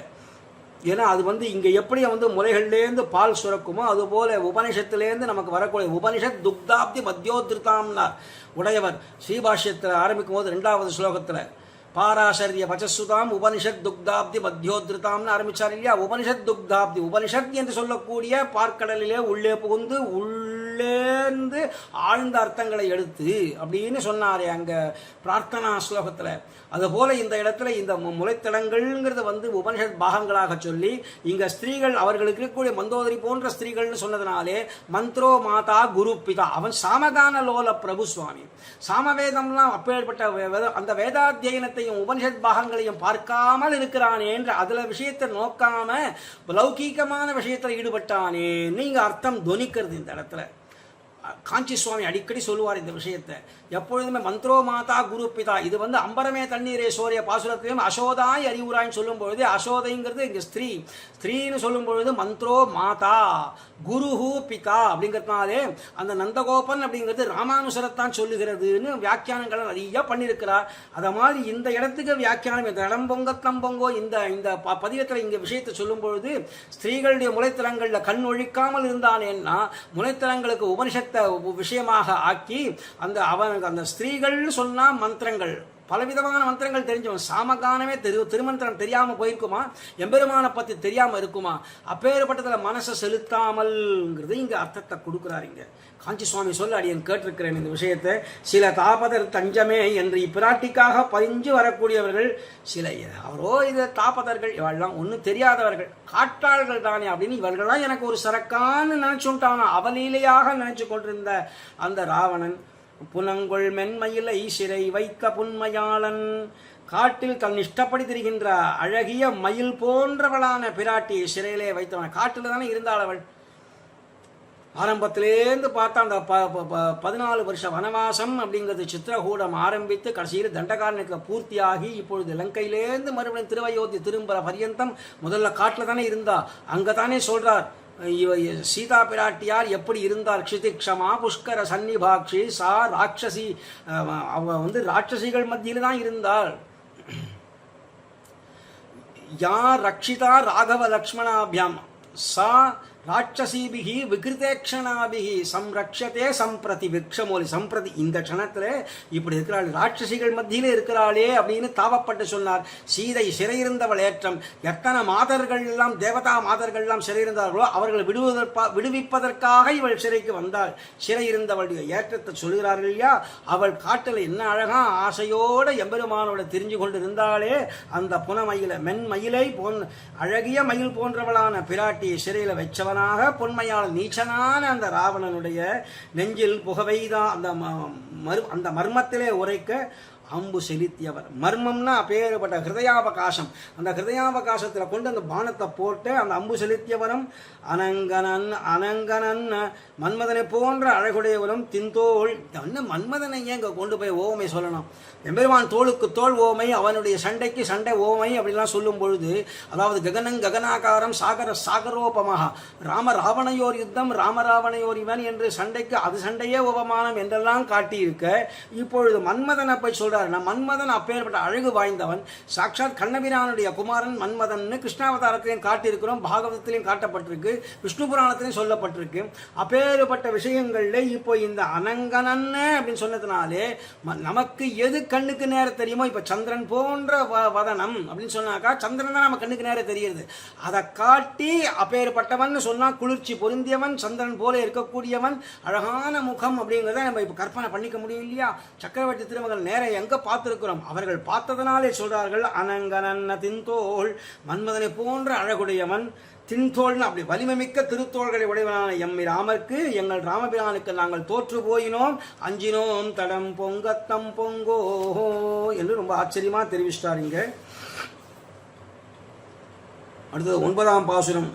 புறங்கள் 3 மோர் மாத்திரை போதில் பொங்கிரைக்கிரை கண்டவனம்பில் சரங்களே கொடிதாயடுகின்ற சாம்பவானுடன் நிற்கத் தொழுதோம். இறக்கு நீ எமக்கந்தை பிரானே இலங்கு வெங்கதிரோன் தன் சிறுவா குரக்காட்கரசே எம்மை கொல்லேல் கூறினோம் தடம் பொங்கத்தம் பொங்கோ. ஒரு மாத்திரை போது ஒரு க்ஷணம்தான் சுவாமி, ஒரு கண்ணு வைக்கிற பொழுது ஒரு மாத்திரை. ஏற்கனவே இவர் பலவிதமாக தெரிவிச்சுட்டு வரார். திண்ணினை போது அந்த அந்த திணைப்போதில் அப்படின்னு ஏற்கனவே திருப்புல்லானிக்கு அதுக்கு முன்னாடிலாம் பாசுரங்கள் தெரிவித்தார். திணைப்போதுன்னா ஒரு க்ஷணம்தான். அந்த க்ஷணத்தில் திணைன்னா எவ்வளவு சின்னதாக இருக்கும் இல்லையா, கடுகளவு கூட இருக்காது. அந்த திணை அது எவ்வளவு சின்னதோ அது போல கால தாழ்ச்சி, அவ்வளவு சீக்கிரம் அப்படின்னு அர்த்தம். கண்ணு வைக்கிற நேரத்தில் அப்பேற்பட்ட புறங்கள் 3 முப்புறங்களையும் பொங்குமலிக்கு அக்னி ஜுவாலைக்கு இரையாக்கின ருத்ரனுடைய அம்பு காட்டிலும் சரங்கள், இந்த ராமபான சரங்கள். அவர் ஏதோ ஒரு அம்பு போட்டுட்டு அதுக்கப்புறம் தாமசரூபியா மறுபடியும் ராமபிரான்ட்டே அம்பு கோர்ப்பான் போட்டிருக்கு. அந்த மாதிரி இருக்கக்கூடியவர்கள் சிவபெருமான் போன்றவர்கள் தாமசரூபிகளாக சந்தர்ப்பவசேன. தேவாதிகள் எல்லாமே அப்படித்தான், ஜெயிக்கிற வரைக்கும் அவர்கள்லாம் அப்பேற்பட்ட வருவார்கள். அப்புறம் புனருந்ததாக அப்படின்னு முதல்ல அப்படி வினம்ர கந்தரகா அப்படி கீழே குனிஞ்சு எம்பெருமானே தந்தருள வேணும். கொடுத்த பிறகு அதை அந்த பலனை வாங்கிட்ட பிறகு எம்பெருமானி தெரிய அம்பு கோப்பார்கள். அது எங்கே தெரியும்? இந்திரன் அப்படி செஞ்சானேன்னா பாரிஜாத அபகரண கட்டத்தில் தெரியறது. இந்திர லோகத்தில் ஒரு தன்னுடைய பாரியை சத்தியபாமைக்கே கொடுக்க முடியலன்னா அப்போ அவர்கள்லாம் எப்படி தாமச ரூபிகளாக இருப்பார்கள்? இப்படி எம்பெருமான்ட்டே எதிரம்பு கோர்க்கக்கூடியவர்கள். அப்பேற்பட்ட அந்த சிவன் போட்ட பானத்தை காட்டிலும் சரங்கள் இந்த ராமபான சரங்கள் இருக்கு, அது கொடியவைகளாய் அழுகின்றன. அப்படியே பொசுக்கிறது சுவாமி. கணத்தை என்ன ஆகுதுன்னே தெரியல. சாம்பவான் உடன் நிற்க, ஸ்ரீ ஜாம்பவான் புருஷகாரமாக கூட நிற்க, அந்த ஜாம்பவான் மூலமாக இப்போ விஞ்ஞாபனம் பண்ணுறார்கள். கூட நிற்க தொழுதோம் கணங்குகின்றோம் எந்த பிரானே எங்கள் நாயகனே, இளங்குவம் கதிரோன் தன் சிறுவா. சூரியனே சுக்ரீவனாக வந்தான், இந்திரனே வாலியாக வந்தான் என்றெல்லாம் தெரிகிறது இல்லையா? அந்த இப்போ இங்க கதிரோன் சிறுவா, கதிரோன் தன் சிறுவா அப்படிங்கிறதுனாலே விளங்குகின்ற சூரியனுக்கு புதல்வனாக குரங்குகட்கரசே பேர்பட வானங்களுக்கு பிரபுவான சுக்ரீவனே, அதாவது சூரியனுடைய அம்சமாக தோன்றின சுக்ரீவ மகாராஜன்னே அப்படின்னு கூப்பிட்டு எமக்கு நீ இறங்கு. இப்படி விஷயத்திலே நீ எனக்கு எல்லாருக்கும் பரமானுகிரகம் செய்தருள வேணும், எங்கள் விஷயத்திலே நீ இறங்கி அருள வேணும், எம்மை கொல்லே எங்களை கொல்லாதொழிய வேணும்னு இவர்கள். ஏன்னா ஒரு கால் ராமர் போனா போறது என்று விட்டா கூட இவர்கள்லாம் சேர்ந்து அடிப்பார்களோ என்று ஜாம்பவான் பக்கத்தில் உடன் நிற்க அவர் மூலமாக சுக்ரீவா அனுமன்னே எங்களை ஒன்றும் செய்யாதொழிய வேணும் என்று பிரார்த்திக்கிறார்கள். எம்மை கொல்லேல் எங்களை கொல்லாதொழிய வேணும் கூறினோம். இந்த பிரார்த்தனையை அடுத்தடுத்து சொல்லுகின்றோம். கூறினோம் தடம் பொங்கத்தம் பொங்கோ, நாங்கள் கூத்தாடுகின்றோம். ஒரு மாத்திரை கண்ணி வைக்கிற நேரத்தில் நீ எப்பப்போ காரியங்கள்லாம் செய்யக்கூடியவன்பா. இந்த நாங்கள் இப்படி நிற்கும்போது அடுத்த க்ஷணத்தில் என்ன நடக்கும்னு எங்களுக்கு தெரியல. மிஞ்சி சில ராட்சசர்கள் தான் நாங்கள் இருக்கிறோம். ஏற்கனவே பல ராட்சசர்கள் மாண்டு போனார்கள். ராட்சசர்களுடைய கணக்கு எத்தனை பேர் மாண்டு போனார்கள் லோகத்துக்கு தெரியக்கூடாதுன்னு ராவணன் எல்லார் கால்களையும் பிடிச்சு சமுதிரத்துக்குள்ள தள்ளிட்டதுனாலே ராமபிரானுடைய அனுகிரகத்துக்கு இலக்காகாம போயிட்டார்கள். அதே மாண்டு போன குரங்குகள்லாம் எழுந்து வருது மறுபடியும். அதுக்கு காரணம் சிரஞ்சீவி மலை ஒரு காரணமா இருக்கலாம். எம்பெருமானே ஒரு சிரஞ்சீவி மலையா இருப்பதனாலே அவருடைய பரமானுகிரகத்துக்கு இலக்கமான எல்லா குரங்குகளும் விழுந்தாலும் எழுகிறது, மாண்டு போனாலும் உயிர் தெழுந்து வருகிறது என்று ஒரு கால் ராவணன் விட்டு வைத்திருந்தால் அரக்கர்கள் கூட எழுந்து வந்திருக்கலாமோ என்னமோ. அப்படி அந்த நோக்கத்தில் தான் நம்ம பார்க்கணும் இப்போ. ஆனால் அவர்கள் எல்லாரும் ராவணனே சமுத்திரத்தில் இழுத்து விட்டதினாலே அவர்கள் யாரும் மிஞ்சவில்லை. இப்போது மிஞ்சி இருக்கிற ஏதோ எஞ்சின சிலர் நாங்கள் உங்கள்கிட்ட உன்னுடைய ஜெயத்தை கொண்டாடுகின்றோம் என்று சொல்லி ஏற்கனவே கூறினோம். பல வகைகளாக சொல்லி வந்துட்டோம் சுவாமி. அதனால் எங்களுடைய சரணாகதி ஏற்றுக்கொண்டு எங்களை ரட்சணம் பண்ணி அருள வேணும் என்று ரொம்ப ஆச்சரியமாக தெரிவிக்கிறார். அங்கு வானவர்க்காகுலம் தீர அணியிலங்கை அழித்தவன் தன்னை பொங்குமா வலவன் கலிகன்னி புகன்ற பொங்கத்தங்கொண்டு இவ்வுலகினில் எங்கும் பாடி நின்றாளுமின் தொண்டீர் இம்மையே இடரில்லை இறந்தால் தங்குமூர் அண்டமே கண்டுகொண்மின் சாட்சினோம் தடம் பொங்கத்தம் பொங்கோ என்று ரொம்ப அழகா கடைசியில நிகமன பாசுரம், கடைசி 10வது பாட்டு நிகமன பாசுரத்தில் பூர்த்தி பண்றார். தொண்டீர் பகவத் பக்தர்களே, அங்கு வானவர்க்கு ஆகுலம் தீரா, தேவலோகத்திலே தேவதைகளுடைய மனக்குழப்பம் தீரும்படியாக அணி இலங்கை அழித்தவன் தன்னை அழகிய லங்காபுரியை அழித்தருளின பெருமான் சக்கரவர்த்தி திருமகன் விஷயமாக பொங்குமா வலவன் கலிகன்னி. மா என்றால் குதிரை, பொங்குமான அப்படி வேகமாக ஓடக்கூடிய ஒரு அவர்கிட்ட திருமங்கை மன்னன்ட்ட இருந்த ஒரு குதிரை, அதுக்கு ஆடல் மா அப்படின்னு பெயர். நினைச்ச சந்தர்ப்பத்தில் மனோவேகத்துக்கு ஓடக்கூடியது அந்த குதிரை. அதனால பொங்குமா வலவன் கலிகன்னி, கிளர்த்த கீழ்ச்சியுடைய ஆடல்மா என்னும் குதிரையை அப்பேற்பட்ட கிடத்த வல்லவனான ஆழ்வார் புகன்ற அருளி செய்த பொங்கத்தம் கொண்டு பொங்கத்தம் பொங்கோ என்ற இந்த வெற்றி பாசுரங்களை கொண்டு இவ்வுலகினில் எங்கும் பாடி நின்றாடுமின். அதாவது இது அனுசந்தானம், இந்த 10 பாசுரம் யார் அனுசந்தானம் பண்ணுகிறார்களோ, கூத்தாடுகின்றார்களோ, எம்பெருமான ஜெயத்வஜத்தை சொல்லி கூத்தாடுகிறார்களோ, இந்த விபூதியிலே, அதாவது இந்த லீலா விபூதியிலே பூமியிலே எல்லா இடங்களிலும் பாடிக்கொண்டு கூத்தாடுங்கள். இது செஞ்சா என்ன ஆகும்னாக்கா இம்மையே இடரில்லை.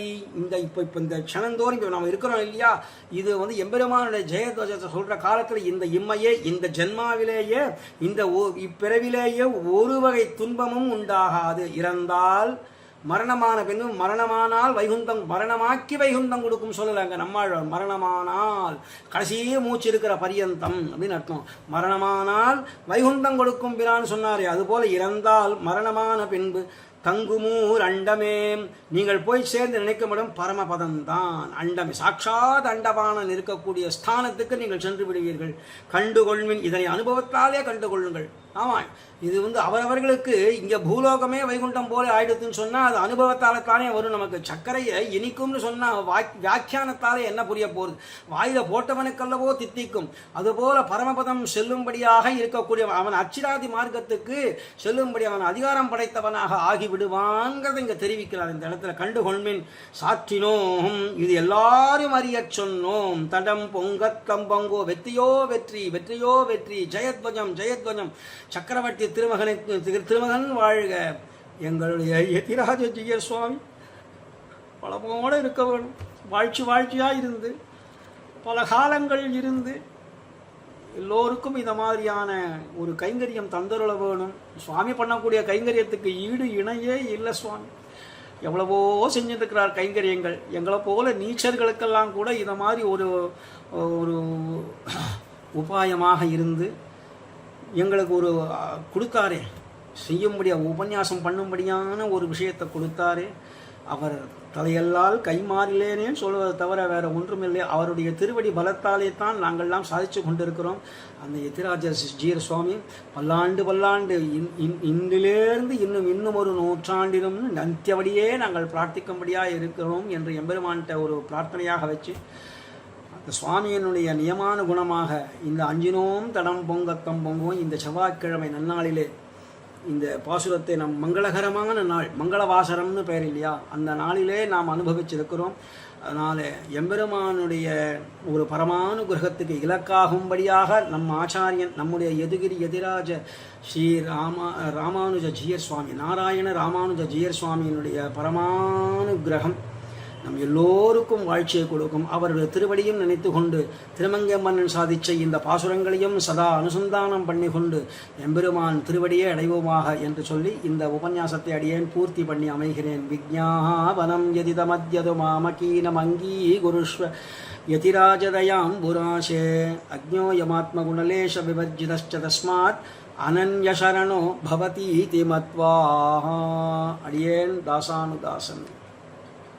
பற்பமெனத்திகள் பைங்கழலும் தன் பல்லவமே விரலும், பற்பமெனத்திகள் பைங்கழலும் தன் பல்லவமே விரலும், பாவனமாகிய பைந்துவராடை பதிந்த மருங்கழகோ, பாவனமாகிய பைந்துவராடை பதிந்த மருங்கழகும், முப்புரி நூலோடு முன்கையில் ஏந்திய முக்கோல் தன்னழகும், எப்பொழுதும் யதிராசன் வடிவழகு என் இதயத்துள்ளதால், இல்லை எனக்கெதிர் இல்லை எனக்கெதிர் இல்லை எனக்கெதிரே, இல்லை எனக்கெதிர் இல்லை எனக்கெதிர் இல்லை எனக்கெதிரே,